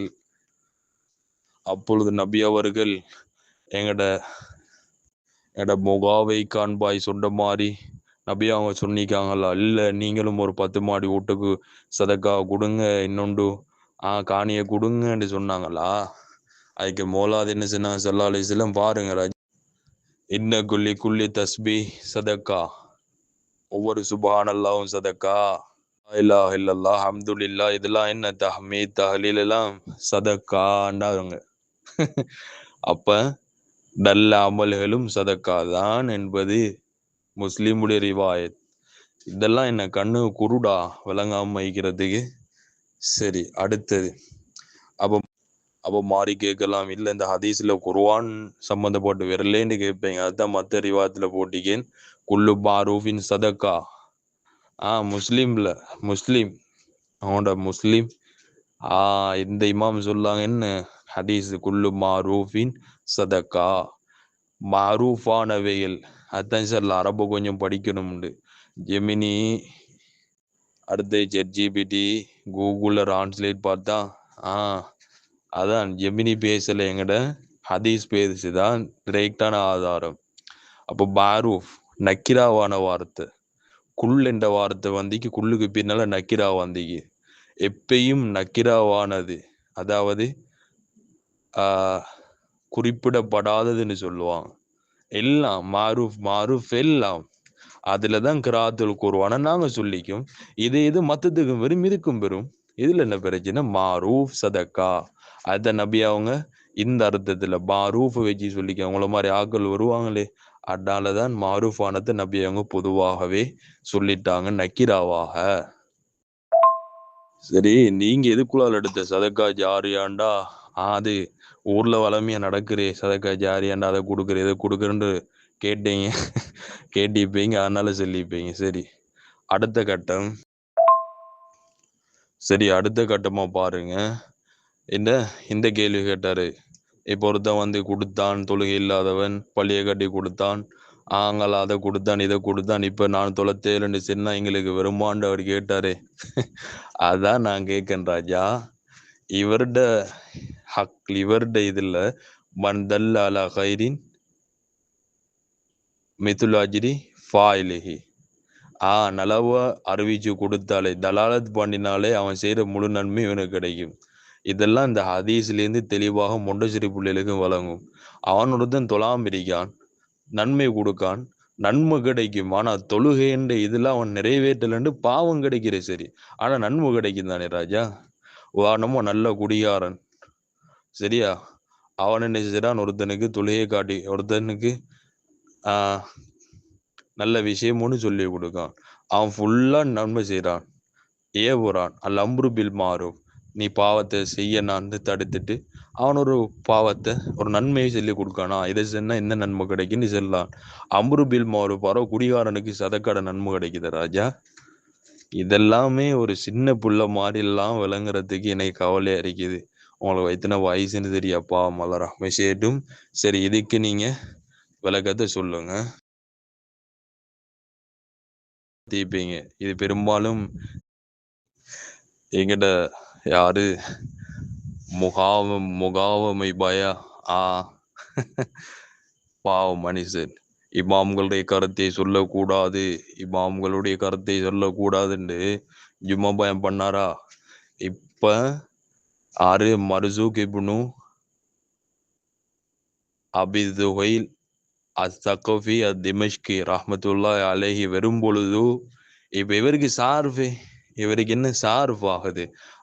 மர்சூக் இப்னு அபி துஹைலி என்பவர் முன்கரானவர், அவர் லைஃபானவர். இவர் உடனே ஃபத்வா கொடுத்தாரு லைஃப் என்ற இவருக்கு சார்பானாலே பாம்பெடுப்பாரு. ஆனா நாங்க காட்டின எல்லாம் இந்த சாபி செஞ்சாங்க, இப்படியெல்லாம் செஞ்சாங்கன்னெல்லாம் போட்டோம். ஆனா அதுக்கெல்லாம் விளக்கம் கொடுப்போம் இன்ஷா அல்லாஹ். இதுக்கு முதல் குர்ஆனே ஓதி பழக்கம் இல்லையாக்கி முன்னெல்லாம் வழங்க வரும் இன்ஷா அல்லாஹ். அதை சொல்றதுக்கு முன்னால இதை பாருங்க. இப்ப இதை சொல்றாரு என்ன, இப்ப ராஜா நீங்க மர்சூக்கும் மட்டும்தான் பார்த்திருப்பீங்க. இது பெரும்பாலும் ChatGPT இதுல தான் வந்திக்கு பெரும்பாலும். ராஜா அல்ஹம்துலில்லா 1.5 மணித்தியாலமே 2 மணித்தியாலம் ஆகியும் மர்சூக் இப்னு அபி துஹைல் யார் என்பதை நான் பார்த்தீங்க அல்ஹம்துலில்லா. இப்ப அவரை பத்தி போடுவோம். இப்ப நீங்க அவரை என்னத்தை சொல்றீங்கன்னு பார்ப்போமே. இதுக்கு தெளிவான பதில் சொல்லணுமா? ஒன்று தெரியுமா? இமாம் புகார் ரஹிமஹுல்லா தாரவத்துன்கரண்ட என்ன அர்த்தம் சொல்லுவாங்கண்டு? சரி, அந்த தலைப்போட பக்கம் பிரிக்க இதுதான் சொல்ல கொஞ்சமா அது சரி சித்தாட முன்பின் பார்க்கணுங்கிற முன்பின் பாருமா அலிஃப்காரம்பாங்க, சிந்திச்சு பார்க்கணும், கிதாபை பார்க்கணும், ஒழுங்கா பார்க்கணும். இதெல்லாம் சொல்லாம பாருங்க, துஹைம் ரஹிமுல்லா சொல்லாங்க சஹீஹுல் ஹதீஸுங்காங்க. இங்கால இருவானி சுஹுரின்னு சொல்லாங்க, சுஹுரியை தொட்டும் அறிவிக்கப்படுகிறது என்று சொல்லாங்க. என்றெல்லாம் இருக்கக்குள்ள இப்னு ஹுசைமா சிகான்னு சொல்லாங்க. இதுக்கு நீங்க என்ன பதில் சொல்ல போறீங்க? அப்ப இமாம் புகார் ரஹிமுல்லா லஹு மனாக்கிரண்டு இப்னு ஹிப்பான் ரஹிமுல்லா சொல்லாங்க. உண்மையிலே மனாக்கிரண்டு சொல்லாங்க தான் இமாம் புகார் ரஹிமுல்லா துவரத்துங்க. இவங்க எப்படி இந்த வார்த்தையை பயன்படுத்துவாங்க? மௌலானா இமாம்களுடைய இஸ்திலாகத்திற்கு முத்தகத்திமுன் முத்தாஹிரூன் ஹதீஸை சும்மா கண்டனுண்ட மாடு மேய்க்கிற மாதிரி வழங்கப்பட்ட ஹதீஸுடைய இமாம்களுடைய ரிஜால்களை சரி அந்த தலைப்பொண்டு பக்கம் இருக்க இப்ப இப்படியெல்லாம் சொல்லப்படுகிறது. நீங்க என்ன சொல்ல போறீங்க? இன்னும் இருக்குது. நீங்க 2 தான் போட்டீங்க அல்ஹம்துலில்லாஹ். பல கிதாபு நான் பார்த்தீங்க. அஸ்ஸலாமு அலைக்கும். இது ஜர்ஹு வ தஅதீல் இமாம் ராஸி ரஹிமஹுல்லாஹ்ட கிதாப் தெரியுமா? ஜர்ஹு வ தஅதீல் ஆக்களை ஜர்ஹு பண்ணி தாதீல் பண்ற கிதாப்லே ஆறு எங்கட மர்சூக் இப்னு அபி பக்கர் அல்-ஹுலி ரஹிமஹுல்லாஹ் பத்தி என்ன சொல்லிக்காங்க, பேசிக்காங்க. இதுக்கு என்ன சொல் ராஜா? இது தாரிகுல் கபீர் இமாம் புகாரி ரஹிமஹுல்லா யாரு? இமாம் புகாரி ரஹிமஹுல்லா கொண்டு வந்திருக்காங்க. ஜுஹரிடம் கேட்டிருக்கிறார் என்னலாம் போட்டிக்காங்க. இதுக்கு என்ன சொல்ல போறீங்க?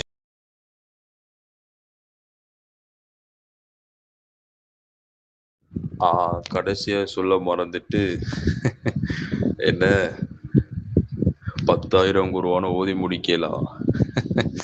அதான் சொல்ல, குர்ஆன் ஓதி பழக்கம் இருந்தா சரியா விளங்கும். சும்மா அந்த இதை போய் தரான்னு சொல்லிட பார்த்து சும்மா அதையும் இதையும் பார்த்த குர்ஆன் ஓதுறது கிடைக்குமா ராஜா? சாதாரண ஸ்ரீலங்காவிலே அல்ஹம்துலில்லாஹ் எங்கட பொடியே மாறி ஒரு நாளைக்கு 2 குர்ஆன் ஓதுறான். இமாம் ஷாஃபி ரஹிமஹுல்லாஹ் 2 குர்ஆன். எத்தனை மதரசாக்கள்ல ஒரு நாள் 2 குர்ஆன். ராஜா 2 குர்ஆன ஒரு மாசம் ஒரு வருஷத்துக்கு போட்டு பாருங்க, 365 நாளை பெருக்கி பாருங்க, விட வரும். அந்த 364 சரி 50 வருஷம் போட்டு பாருங்க. இமாம் நைசாபூர் ரஹிமஹுல்லாஹ் அவங்க எத்தனை வருஷம் வாழ்ந்தாங்க, அதுக்குள்ள எத்தனை குர்ஆன் ஓதி வைப்பாங்க. இதெல்லாம் அவங்களும் விளையாட்டு. குர்ஆனும் சரி தர்த்தீலா ஓதுன்னு சொல்லுவீங்களே, அந்த தர்த்தீல்ன்ற என்ன நடுத்தரமாக ஸ்பீட்டாக அதே மாதிரி மெதுவாக ஓதுற தர்த்தீபிரி இன்ஷா அல்லாஹ் அதையும் நாங்கள் சொல்லித்தரோம். பாடம் தஜீத் பாடம் இல்லை, அத்தன் சும்மா வரத்தல்னா என்ன வரத்தில் உருவான தர்த்தீலான்னு சும்மா தர்ஜுமா செஞ்சா விளங்குறல்ல, அதுக்கு போகணும். எப்படி ஸ்பீட்டா மெதுவாவா எந்த மாதிரி அதெல்லாம் மண்டைக்கு படுறா போல் ஓதணும். நாங்க பொடிய மாதிரி ஒரு நாளைக்கு ஒரு முடியும். அதை பெருக்கி பார்த்தாலே விளங்கும் ராஜா. இன்ஷா அல்லாஹ் கணக்கு பாட சரியா இருந்தா விளங்கும். இதுதான் என்னுடைய கடைசி ராஜா. இங்க பாருங்க, ஒருத்தன் ஒரு நாளைக்கு 365 நாள் அப்படி ஒன்று 305 வருது. இதே இது ஒருத்தன் 36 வருஷம் செஞ்சு வாராண்டா 13 சொச்சத்துக்கு மேல வருது. அம்மா புகார் ரஹிமோட உஸ்தாத் நைசாபூர் ரஹிமுல்லா எத்தனை காலம் வாழ்ந்தாங்க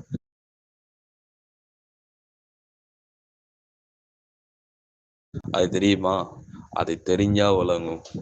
அவங்க ஒரு நாளைக்கு எத்தனை குருவான், ஒரு நாளைக்கு ஒரு குருவான் ஓதினாலே அல்ஹம்துலில்லாஹ் 13 சொச்சம். அவங்கெல்லாம் காலத்துக்கெல்லாம் கொடுத்தா தான் படிக்கணுங்கிற இமாம்களை பற்றி எந்த அளவுக்கு இபாதத்தில் ஈடுபட்டாங்க, எந்த அளவுக்கு செஞ்சாங்க. இது வீட்டில் படுத்துட்டு சும்மா இருந்தால் என்ன சரி விளங்க எவ்வளோ போதும்.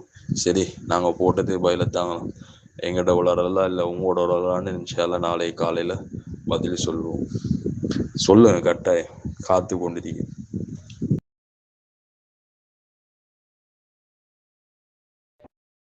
மூணு அமலை தவிர வேற ஒன்றுமே போக மாட்டான்னு ஹதீஸ்ல வெளிரங்க விளங்குது. இதெல்லாம் பாருங்க. முதலாவது சதகா ஜாரியா. சதகா ஜாரியான்னா எல்லாருக்கும் தெரியும் தானே, அழியாமல் இருக்கக்கூடிய பொருள் தானே சதகா ஜாரியா. சதக்கா ஒன்று இருக்குது, ஆனா சதக்கா ஜாரியா ஒன்று இருக்குது. நல்லா விளங்கணுமா? சதக்கா ஒன்று இருக்குது, சதக்கா ஜாரியா ஒன்று இருக்குது. உதாரணமா ஒருத்தர் ஐஸ் பழம் கொடுத்தாரு, அது 2 நிமிஷத்துல கரைஞ்சிடும். ஆனா ஒருத்தர் அழியாத ஒரு சொத்து கொடுக்காரு, காணி கொடுக்காரு, மஸ்ஜிது கல் வாங்கி கொடுக்காரு, இது அழியாத சொத்தா? அப்ப பெரும்பாலும் அழியாமல் இருக்கக்கூடிய ஒன்றுக்குதான் சதக்கா ஜாரியா, நிரந்தர சதக்கா, ஓடக்கூடிய சதக்கா. அடிப்படை கருத்தை பார்க்கல, எந்த நேரமுமே இருந்து கொண்டிருக்கும் அழியாமல். சரியா? இங்க சதக்கா ஜாரியா, ஒருத்தருக்கு ஒன்றை கொடுக்கிறாரு, ஹலாலான ஒரு பொருளை ஒருத்தர் பிறருக்கு கொடுப்பாருண்டா இது சதக்கா தானே. இந்த சதக்கா ஜாரியா என்று ஸல்லல்லாஹு அலைஹி வஸல்லம் நக்கிராவாக பயன்படுத்திக்காங்க. அதாவது இந்த சதக்கா தான் கொடுத்தா தான் அது சரி. இந்த அஸ்ஸலாமு அலைக்கும் வரஹ்மத்துல்லாஹி வபரகாத்துஹு. அன்புள்ள சகோதரர்களை, இந்த மார்க்க விவாத தளத்தில் சகோதரர் மூசா தப்லிகி, இலங்கையைச் சேர்ந்த அவர்கள், அதாவது இறந்து போனவர்களுக்கு குர்ஆனை ஓதி நன்மையை சேர்க்க முடியும் அப்படின்னு பேச வந்த அவங்க, இதுவரைக்கும் குர்ஆன் ஹதீஸிலிருந்து ஒரே ஒரு ஆதாரத்தை கூட நபிகள் நாயகம் ஸல்லல்லாஹு அலைஹி வஸல்லம் அவங்க சொன்னாங்க, அது அல்லாஹ் இப்படி சொல்லியிருக்கிறான், இறந்தவர்களுக்கு குர்ஆனை ஓதி அதன் மூலமாக நன்மையை சேர்க்கலாம், அதுக்கு தான் அந்த குர்ஆன் அருளப்பட்டது அப்படின்னு குர்ஆன்லையோ, அது நபி ஸல்லல்லாஹு அலைஹி வஸல்லம் அவர்களுக்கு தானே குர்ஆன் இறங்குச்சு, அவங்க தானே வழிகாட்டி, அவங்க நபி ஸல்லல்லாஹு அலைஹி வஸல்லம் அவர்கள் காலத்துக்கு எத்தனையோ மரணங்கள் நிகழ்ந்துச்சா இல்லையா? யாருக்காவது ஒருவருக்கு இப்படி செஞ்சிருக்கிறாங்களா? அல்லது பிறர் செய்ய அதையும் கேட்டிருக்கிறோம் நம்ம. சொல்ற ஹதீஸுங்கிறது ரசூலுல்லாஹ் செஞ்சது மட்டுமா ஹதீஸு? ரசூலுல்லாஹ் சொன்னதும் ஹதீஸ் தானே, ரசூலுல்லாஹ் அங்கீகரிச்சதும் ஹதீஸ். அதை தான் கேட்குறோம். ரசூலுல்லாஹ் எங்கே சொல்லியிருக்கிறாங்க இந்த மாதிரி இறந்தவர்களுக்கு நீங்கள் குர்ஆனை ஓதி பார்சல் பண்ணுங்கன்னு ஒரே ஒரு ஆதாரபூர்வமான ஒரு ஹதீஸை பதிவு பண்ணுங்க. அல்லது சஹாபாக்கள் ரசூலுல்லாஹ் காலத்தில் இறந்தவர்களுக்கு குர்ஆன் ஓதி பார்சல் பண்ணியிருக்கிறாங்க, அனுப்பியிருக்கிறாங்க, இது ரசூலுல்லாஹ் அனுமதிச்சிருக்கிறாங்க, அங்கீகரிச்சிருக்கிறாங்க அப்படிங்கிறது ஒரே ஒரு ஹதீஸ் ஆதாரம் காட்டுங்கன்றா ஒரு ஹதீஸோட ஆதாரம் காட்டலை. அதுபோக நம்ம இந்த சதக்கத்துல் ஜாரியா அப்படிங்கிறதுக்கு நம்ம விளக்கம் கொடுத்தோம். சதக்கத்துல் ஜாரியா என்பது அது பெரும்பாலும் நிலையாக நிலைத்திருக்கக்கூடிய தர்மத்துக்கு தான் சொல்லப்படும். அது பொருளாதார ரீதியாக உள்ள விஷயம்தான். அது இப்போ பள்ளிவாசல் கட்டுறோம், கிணறு தோன்றோம், மலஜல கூடம் கட்டுறோம், இன்னும் பேர் என்ன இந்த தோட்டம் தரவுல, இது எல்லாமே காசு பணம் சார்ந்தது தானே. அப்படிங்கிற விஷயத்தை நம்ம சொல்லக்கூடிய நேரத்தில் இவர் நமக்கு என்ன செய்யறாரு, சதக்கா ஜாரியாங்கிறது அவரே சொல்றாரு, சதக்கா ஜாரியாவும் இருக்கிறது, சதக்காவும் இருக்கிறது அப்படின்ட்டு. இப்போ நம்ம சதக்கத்துல் ஜாரியா சம்பந்தமான விஷயங்களை பேசிக்கிட்டு வரக்கூடிய நேரத்தில் சதக்கா சம்பந்தமாக இவர் என்ன செய்கிறாரு, இந்த ஹதீஸ் இருக்குது, அந்த இருக்குது ஹதீஸு, திக்ரு செய்வது சதக்கா தான், மனைவியோட தாம்பத்தியத்தில் ஈடுபடுவது சதக்கா தான் அப்படிங்கிற ஒரு செய்தியை போட்டிருக்கிறாங்க. அல்லாஹ் அவர்களுடைய வாயாலேயே அவர்களுடைய கொள்கை அசத்திய கொள்கை தான், அவர் அசத்தியத்தை தான் சொல்கிறார். இறந்து போனவர்களுக்கு குர்ஆனை ஓதி நன்மையை சேர்க்கிறதுக்கு எந்த ஒரு ஆதாரமுமே இல்லை அப்படிங்கிறத தெளிவுபடுத்தும் விதமாக அவர் எடுத்து வைத்த அந்த வாதங்கள் இருக்கையில் பின்னாடி, அதாவது திக்ரு செய்வது அது சதக்கா தானே. சதக்கா யாரும் இல்லைன்னு சொல்லலை, ஆனால் அவர் எதுக்கு கொண்டு வரார் அதை? நம்ம என்னமோ சதக்காங்கிறது ஒன்று இல்லாத மாதிரியும் சதக்கத்துல் ஜாரியாங்கிறது ஒன்றும் இல்லாத மாதிரி அப்படி நம்ம சொல்கிற மாதிரி அவர் கொண்டு வர பார்க்குறாரு. சதக்கத்துல் ஜாரியா என்றால் தொடர்ந்து நிலைத்திருக்கக்கூடிய தர்மம், சதக்கா என்று அப்பப்போ முடியக்கூடிய தர்மம். இப்போ அப்பப்போ முடியக்கூடியதுக்கு அவரும் சொல்றாரு, ஒரு ஐஸ் கட்டியை ஒரு ஆள் கொடுக்குறாரு, கரைஞ்சு போயிரும் தானே, அது சதக்காவில் வரும். அது தொடர்ந்து ஓடக்கூடிய தர்மம்னு அவர் சொல்றாரு. சதக்கத்துல் ஜாரியாவுக்கு தொடர்ந்து ஓடக்கூடிய தர்மம் சம்பந்தமாக உள்ளது அப்படிங்கிற விஷயத்தையும் சொல்றாரு. இப்போ இந்த கணவன் மனைவி உதாரணம், அந்த திக்ர் தஸ்பீகள் உதாரணம் சொல்லியிருக்காரா இல்லையா, இந்த செய்தியை வச்சு அவர் இந்த சதக்கத்துல் ஜாரியாங்கிறது குர்ஆனை ஓதி நன்மையை பார்சல் பண்ண முடியும் அவரை ஒரு விளக்கம் வியாக்கியானம் கொடுத்தாரு, வலிஞ்சு கொண்டு வந்து கொடுத்தாரு. அந்த கருத்து அதில் இல்லை, அப்படி அது புரியக்கூடாது, அப்படி புரிஞ்சா இதையெல்லாம் இப்படி புரிவியலா அப்படிங்கிற விதமாக அதில் சில கேள்விகள் இருக்கு. இதை நம்ம கேட்டால எல்லாத்துக்கும் விளங்கிடும், எல்லாத்துக்கும் என்ன செஞ்சிடும், விளங்கி போயிடும். இன்ஷா அல்லாஹ் அது சம்பந்தமாக விரிவாக நம்ம சொல்லுவோம். அஸ்ஸலாமு அலைக்கும் வரஹ்மத்துல்லாஹி வபரகாத்துஹு. சகோதரர் தாஹிர், அதாவது இது நேற்றைய நாளுடைய நம்மளுடைய அந்த கடைசி உரை இது, சரியா? நம்ம அப்படின்னா இன்னைக்கு நோம்பு, நாளைக்கு நோம்பு. இன்னை விட நாளைக்கு கொஞ்சம் பிஸி, வெள்ளிக்கிழமை ஜும்மா பயன்லாம் போகணும் கொள்ளணும், மற்ற அப்படி ஒரு பிஸியாக இருக்கும். இன்னைக்கு வேண்டாம், அடுத்த இப்போ நம்ம பேசி முடிஞ்சதுக்கப்புறம் ஒரு 3 அமர்வு இருக்குது. 3 அமர்வை வேண்டாம் 2 அமர்வாக மாற்றிக்கலாம், அல்லது 3 அமர்வும் பேசிக்கலாம், அது ஒரு பிரச்சனை இல்லை. ஆனால் நாளைக்கு இன்ஷால்லா வெள்ளிக்கிழமை வாய்ப்பு ரொம்ப கம்மி, லேட்டாகும், ரொம்ப லேட்டாகும். அது 2 பார்த்துக்குருவோம். இப்போ நம்ம பேசக்கூடியது நேற்றைய நாளுடைய கடைசி அமர்வு, அதை கவனத்தில் வச்சுக்கிறோங்க. அஸ்ஸலாமு அலைக்கும் வரஹ்மத்துல்லாஹி வபரகாத்துஹு. அன்புள்ள சகோதரர்களை, இந்த மார்க்க விவாத தளத்தில் ஸ்ரீலங்காவை சேர்ந்த மூசா தபுலிக்கு அவங்க இந்த ஆடியோவில் நம்ம டேக் பண்ணி போடக்கூடிய ஆடியோவில் என்ன பேசுகிறாங்கன்னு கேட்டீங்கன்னா தான் இப்போ நம்ம அடுத்து சொல்லக்கூடிய பதில் உங்களுக்கு விளங்கும். அதே மாதிரி நம்ம பேசுனதாக ஒரு வீடியோ ஒன்று போட்டிருக்கிறாங்க, அவங்க பேசுனதையும் நம்ம மேலே கட் பண்ணி போட்டிருக்கிறோம். சதக்கத்துல் ஜாரியா என்பது வேற, சதக்கா என்பது வேற அப்படின்னு அவரையும் பிரித்து சொல்லியிருக்கிறாரு. அதே மாதிரி தான் நம்மளும் சொல்லியிருக்கிறோம், சதக்கத்துல் ஜாரியா என்பது வேற, சதக்கா என்பது வேற. சதக்கத்துல் ஜாரியா என்பது தொடர்ந்து நிலைத்து இருக்கக்கூடிய நன்மைகள் அப்படின்னு அவரும் சொல்லியிருக்காரு, நம்மளும் சொல்லியிருக்கிறோம். இப்போ என்ன செய்யறாருண்டா, இப்போ நம்ம சொன்னதுக்கப்புறம் அது தப்புங்கிற மாதிரி கொண்டு வந்துட்டு என்ன கதை சொல்றாரு அப்படின்டா, இப்போ சுப்ஹானல்லாஹ் அல்ஹம்துலில்லாஹ் அல்லாஹ் அக்பர் அது சொல்றது தர்மம் தானே, அது மாதிரி மனைவியோட தாம்பத்தியத்தில் ஈடுபடுவது தர்மம் தானே, இதெல்லாம் தர்மத்தில் உள்ள சதக்காவில் உள்ளது தானே, இவர் சதக்காண்டா என்ன சொல்றாரு அப்படிங்கிற மாதிரி என்ன செய்யறாரு, கொண்டு வராரு. அப்போ இந்த சதக்காவும் மௌத்தா போனதுக்கப்புறம் நன்மை பெற்று தருங்கிற அர்த்தத்தில் அவர் கொண்டு வராரு. நம்ம சொன்னது சதக்கத்துல் ஜாரியாங்கிறது நிலைத்து இருக்கக்கூடிய நன்மைகளை பெற்றுத்தரும். நம்ம மரணித்தாலும் நாம் செய்த அந்த தர்மங்கள் நிலைத்திருக்குமே, ஆனால் அது நன்மையை பெற்றுத்தரும்.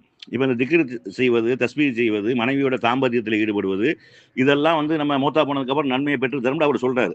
இப்போ இந்த செய்தி தான் இவர் இந்த குர்ஆனை கொண்டு வந்தாரு. குர்ஆனை ஓதனம்டா ஒரு எழுத்துக்கு 10 நன்மை மௌத்தா போனவங்களுக்கும் கிடைக்கும். குர்ஆனை ஒரு ஆள் வாங்கி கொடுத்துட்டாருண்டா, இந்த தர்மம் பண்ணிட்டாருண்டா, அவர் மௌத்தா போனதுக்கப்புறம் நம்ம குர்ஆன் ஓதும்போது ஒரு எழுத்துக்கு 10 நன்மை கிடைக்கும்னு சொல்றாரா இல்லையா? அந்த வாதத்துக்கு தான் இதை வைக்கிறாரு. இந்த மனைவியோட தாம்பத்தியத்தில் ஈடுபடுறது, திக்ர் தஸ்பீஹ்கள் செய்வது, இது எல்லாம் கொண்டு வராரு. இப்போ பாருங்க, நீங்க இப்போ ஒரு ஆள் தன் மனைவியோட தாம்பத்தியத்தில் ஈடுபடுறாரு, இது தர்மம் தான், மாற்று கருத்து இல்லை. இதை நபி ஸல்லல்லாஹு அலைஹி வஸல்லம் அவங்க சொல்றாங்க, நீங்க உங்கள் மனைவியோட தாம்பத்தியத்தில் ஈடுபடுவதும் உங்களுக்கு தர்மம் தான் அப்படின்னு. அப்போ சஹாபாக்கள் கேட்குறாங்க, அல்லாஹ்வுடைய தூதரே, நாங்கள் எங்கள் இச்சைகளை தீர்த்து கொள்வதற்காக தானே நாங்கள் எங்கள் மனைவியோட சேர்றோம், அது எப்படி தர்மமாக போகும் அப்படின்னு கேட்கக்கூடிய நேரத்தில் ரசூலுல்லாஹ் கூடுதலாக விளக்குறாங்க, இது இந்த காரியத்தை வேற ஒரு பெண்ணோட நீங்கள் செய்தால் அது பாவத்தில் வந்துடும்ல, அதனால உங்க மனைவியோட சேர்ற தர்மம். அப்ப இந்த தர்மம் நிலைத்து மௌத்தா போனதுக்கு அப்புறம் வரக்கூடிய தர்மம்னு இவர் சொல்றாரு. இவர் சொல்ற மாதிரி இந்த விளக்கம் சொல்றாரு இல்லையா, இப்படி விளக்கத்தை தான் குர்ஆனுக்கும் சொல்றாரு. இது எப்படி தப்புன்னு பாருங்க. இப்போ ஒரு ஆள் மௌத்தா போயிட்டாரு, திருமணம் முடிச்சு மனைவியோட தாம்பத்தியத்தில் ஈடுபட்டாரு, நன்மையை பெற்றுக்கொண்டாரு, மௌத்தா போயிட்டாருன்னு வைங்க. இப்போ அந்த மனைவி இதா இருந்ததுக்கு அப்புறம் வேற ஒருத்தனை கல்யாணம் அமைக்குது. அப்ப வேற ஒருத்தன் தாம்பத்தியத்தில் ஈடுபடுறான், இவர் தாம்பத்தியத்தில் ஈடுபட்டாருன்னு நன்மை வருமா? இவர் தாம்பத்தியத்தில் ஈடுபட்ட தர்மம் இவருக்கு கிடைக்குமா? கிடைக்காது. ஒரு வேலை கிடைக்கிறான்னு எப்போ வரும் அப்படின்னா, ஒருவருக்கு ஒரு ஆள் சொல்லி கொடுக்குறாரு, திருமணம் என்பது மார்க்கம் சொல்லி இருக்கிறது, இது நபி வழி, திருமணத்தை விட்டுறக்கூடாது. அது மாதிரி திருமணத்தில் அல்லாஹ் நமக்கு ஹலாலாக்கி விஷயங்கள் இருக்கு, மல உறுப்புல தாம்பத்தியத்தில் ஈடுபடக்கூடாது, அதில் அல்லாஹ் எதை நமக்கு ஹலாலாக்கிருக்கான் அதில் தான் ஈடுபடணும். அது இப்போ சைத்தானை விட்டு பாதுகாப்பு, அல்லாஹ்வுடைய பெயரால் சைத்தானை விட்டு பாதுகாப்பு தேடி தான் என்ன செய்யணும், தாம்பத்தியத்தில் ஈடுபடணும் இப்படின்னு ஒரு ஆள் சொல்லி கொடுக்குறாரு. இப்படி சொல்லி கொடுத்தா நன்மை கிடைக்கும். ஏன்னா மார்க்கத்தை போதிக்கிறாரு இல்லையா, பயனுள்ள கல்வியை கற்றுக் கொடுக்குறாரு இல்லையா. இந்த பயனுள்ள கல்வி இது காலத்துக்கு வருமா? இப்போ ஒரு 10 பேருக்கு சொல்லி கொடுக்குறாரு, 10 பேர் தாம்பத்தியத்தில் ஈடுபடுறாங்க, இவரும் 10 பேரோட தாம்பத்தியத்தில் ஈடுபட்டாங்க நன்மை வருமா? அல்லது கல்வியை கற்றுக் கொடுத்தாருங்க நன்மை வருமா? மார்க்க முறைப்படி திருமண வழிமுறையை சொல்லி கொடுத்தாருங்கிற அடிப்படையில் நன்மை வருமா? அவங்க தாம்பத்தியத்தில் ஈடுபட்டதுனால இவரும் தாம்பத்தியத்தில் ஈடுபட்ட நன்மை வருமா? 10 பேருக்கு சொல்லி கொடுத்த 4 தானே ஹலாலா போகும், மீதி 6ங்கிறது ஹராமா போயிருமே. ஒரு நேரத்தில் 4 பேர் தானே திருமணம் முடிக்க முடியும், 10 பேரை திருமணம் முடிக்க முடியாதுல்ல. இப்போ 10 பேர் தாம்பத்தியத்தில் ஈடுபட்டாருன்னா எப்படி 10க்கு நன்மை போகும் இவருக்கு? இவரும் தாம்பத்தியத்தில் ஈடுபட்ட மாதிரி குர்ஆனை ஓதுனா மட்டும் குர்ஆன் ஓதுன நன்மை அவருக்கு கிடைக்குமா அப்படின்னு இவர் சொல்றாரு. அப்ப தாம்பத்தியத்தில் ஈடுபட்ட நன்மை கிடைக்குமா? 10 பேருக்கு கற்றுக் கொடுக்குறோம், 10 பேருக்கு கற்றுக் கொடுத்தா 10 பேரும் தாம்பத்தியத்தில் ஈடுபட்ட நன்மை கிடைக்குமா? கிடைக்காது. அப்ப என்ன கல்வியை கற்றுக் கொடுத்தல் என்பது, அது கல்வியை கற்றுக் கொடுத்தல் என்பது தான் கிடைக்கும். அதான் சொன்னேன், பள்ளிவாசல கட்டி கொடுக்குறாரு. பள்ளிவாசல கட்டி கொடுத்தாருங்கிற நன்மை அவருக்கு சொர்க்கத்துல மாளிகை அந்த அடிப்படை தான் இருக்குமே ஒழிய 100 பேர் தொழுகிற 100 தொழுகை இவருக்கு கிடைக்கும் அப்படின்னு சொல்ல முடியாது. அப்படி சொன்னோம்னா என்ன அர்த்தம் அப்படின்னா, இவர் தொழுக தேவையில்லையே, அதுல வேற சொல்றாரு இவர் தொழுகவில்லைங்கிறத அல்லாஹ் குற்றம் முடிப்பான். அது எப்படி குற்றம் முடிப்பான் அப்படின்னு நீங்க சொல்ற கணக்குல எப்படி குற்றம் முடிப்பான்? நான் தொழுகிறேங்கிறது நான் ஒருத்தன் தொழுகல, ஆனா என் சார்பா 10 பேர் தொழுத நன்மை இருக்குது. லுகர் என் சார்பில் 10 பேர் தொழுதுருக்கலாம். அது எப்படி என்ன தொழுகாம ஆக்கணும்னு கேட்க முடியுமா இல்லையா? அப்ப இவங்க வந்து இந்த பேசிக்கான விஷயங்கள், அடிப்படை விஷயங்கள், இஸ்லாத்தினுடைய என்னது பேசிக்கான விஷயங்கள் தெரியாம வந்து என்ன செய்யறாங்க, யாராவது ஒரு புஸ்தகத்தை எழுதி விட்டாங்க, ஹிஜ்ரி 700 எழுதப்பட்ட ஒரு புஸ்தகத்தை வச்சுக்கிட்டு இவர் என்ன செய்யறாரு, அதை காப்பி பண்ணி போறாரு. அதுல ஒரு ஆதாரமும் இல்லை. நபி ஸல்லல்லாஹு அலைஹி வஸல்லம் அவர்கள் சொன்னதாக ஆதாரபூர்வமான ஒரு ஹதீஸும் இல்லை. இறந்தவர்களுக்கு குர்ஆனை ஓதி பார்சல் பண்ணலாம் என்பதற்கு ஒரே ஒரு ஆதாரமும் இல்லை. அதுக்கு நம்ம மேல கூட அவங்களும் அந்த வாதத்தை வச்சிருந்தாங்க. யார் அந்த கிறிஸ்தாபை எழுதினவரை, மருந்துக்கு கூட இல்லைங்கிற மாதிரி, வாசனை கூட இல்லை, வாசனை கூட இல்லை தான் அதுல. இவங்களாம் என்னது வலிஞ்சு வியாக்கியானம் கொடுக்குறாங்க. இந்த மாதிரி தான், இந்த மாதிரி ஒருத்தன் தாம்பத்தியத்தில் ஈடுபட்டா அவன் மூத்தா போனதுக்கு அப்புறம் அவனுக்கு நன்மை கிடைக்கும், அவன் தாம்பத்தியத்தில் ஈடுபட்ட மாதிரி நன்மை கிடைக்கும். இப்படி கிடைக்குமா? கல்வியை கற்றுக் கொடுத்தல் என்பது, தர்மம் என்பது நிலைத்திருக்கக்கூடிய. இப்போ மலை ஜலம் கூட கட்டி கொடுக்குறாங்க. ஒரு ஆளு போற வர பயனாளிகள் பாதசாரிகள் போய் மலை ஜலம் கழிச்சிட்டு போறான். கழிச்சிட்டு போனான்னா இந்த மாதிரியான ஏழை எளியவர்களுக்கு பயனாளிகளுக்கு உதவி செய்தான், இயற்கை தேவையை நிறைவேற்றுவதற்கு உதவி செய்தான்ங்கிற நன்மை கிடைக்குமா? இவனு மலம் கழிச்சான்னு நன்மை கிடைக்குமா? இவனு மலம் கழிச்சான்னு கணக்கில் வருமா? இப்போ இந்த பேசிக் அறிவு இல்லாமல் என்ன செய்யறாங்க, பேசிக்கிட்டு இருக்கிறார்கள் அப்படிங்கிறத என்ன செய்யணும், விளங்கிக் கொள்ளணும்.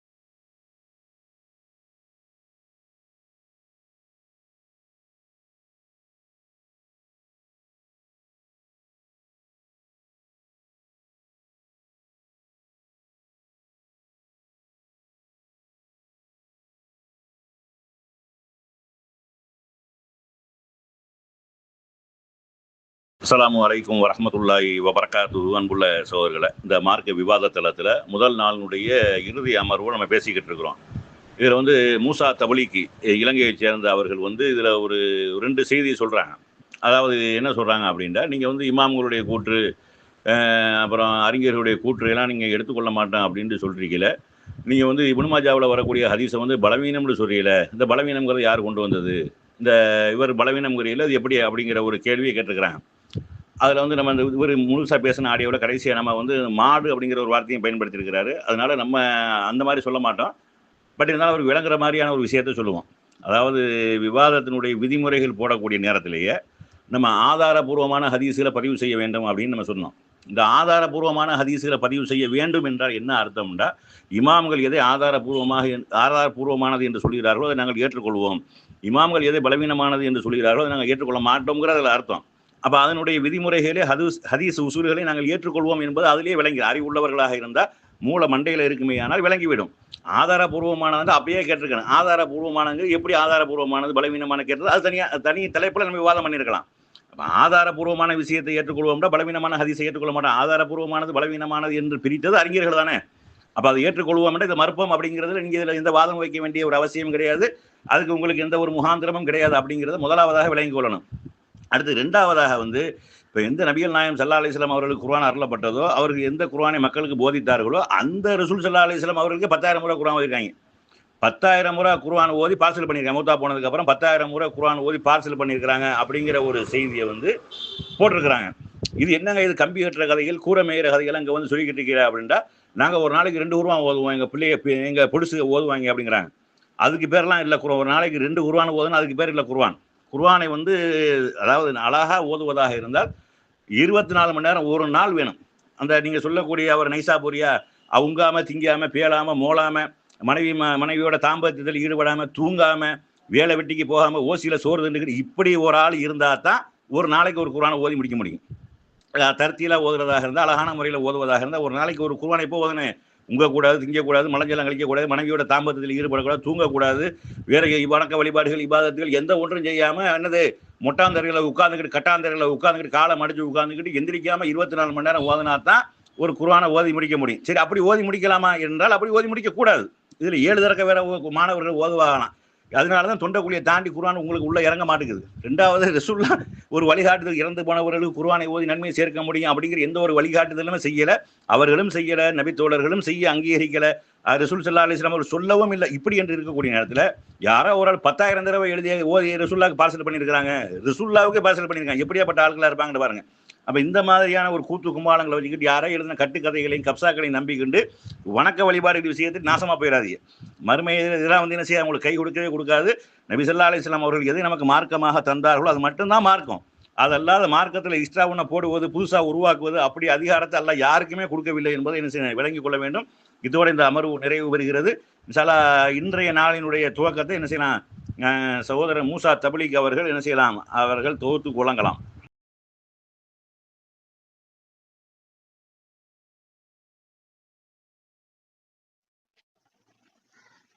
அஸ்ஸலாமு அலைக்கும் வரஹ்மத்துல்லாஹி வபரகாத்துஹு. அன்புள்ள சகோதரர்களே, இந்த மார்க்க விவாத தளத்தில் இறந்தவர்களுக்கு குர்ஆனை ஓதி பார்சல் பண்ண முடியுமா அப்படிங்கிற தலைப்பில் நடந்த விவாதத்தை நீங்கள் பார்த்துருப்பீங்க. ஒரு நாள் தான் நடந்துச்சு. ஆனால் அந்த ஒரு நாளில் வந்து தளத்தினுடைய விதிமுறைகள், 2வது விவாதம்டா என்னன்னு தெரியாமல், 2வது 3வது விவாதத்தினுடைய சருத்துகள், ஒழுங்குகள், அதை எப்படி கொண்டு போகணும், எந்த ஒரு அறிவு நாலேஜும் இல்லாமல் இந்த விவாதத்தை ஆரம்பித்தார்கள் என்ற அடிப்படையில் நம்ம சகோதரர் தாரிக் அவர்கள் நடுவராக போட்டிருந்தோம். அவங்க வந்து கடைசியாக என்ன கொண்டு வந்திருக்கிறாங்கன்றா, அஸ்ஸலாமு அலைக்கும், இத்துடன் இந்த விவாதம் முடிவுக்கு வருகிறது. காரணம், விவாதிக்க வந்த மூசா தப்லீக் அவர்களுக்கு விவாதம் என்றால் என்னவென்றே தெரியாமலேயே விவாதத்துக்கு வந்து விட்டார். முன்னுரை வழங்க வேண்டிய முதல் பதிவிலேயே அவர் முடிவுரையை எழுதிவிட்டார். பிறகு விவாத ஒப்பந்தம் என்ன என்பதை அவர் சுத்தமாக படிக்க மறந்துவிட்டார். இல்லை, அவருக்கு தமிழே படிக்க தெரியவில்லை என்பது பிறகு அறியப்படுகிறது. அதனால் விவாதம் செய்ய சிறிதேனும் அறிவு வேண்டும். அது மூசா தப்லீக்கு சுத்தமாக இல்லை என்பதை அறிய முடிகிறது. அதனால் இந்த விவாதம் முடிவுக்கு வருகிறது, தளம் திறக்கப்படுகிறது, பொதுமக்களுக்கான நேரம். இன்ஷா அல்லாஹ் நாளை இந்த விவாதத்தின் ரிசல்ட் அறிவிக்கப்படும் அப்படின்னு போட்டு முடிச்சு விட்டுட்டாங்க.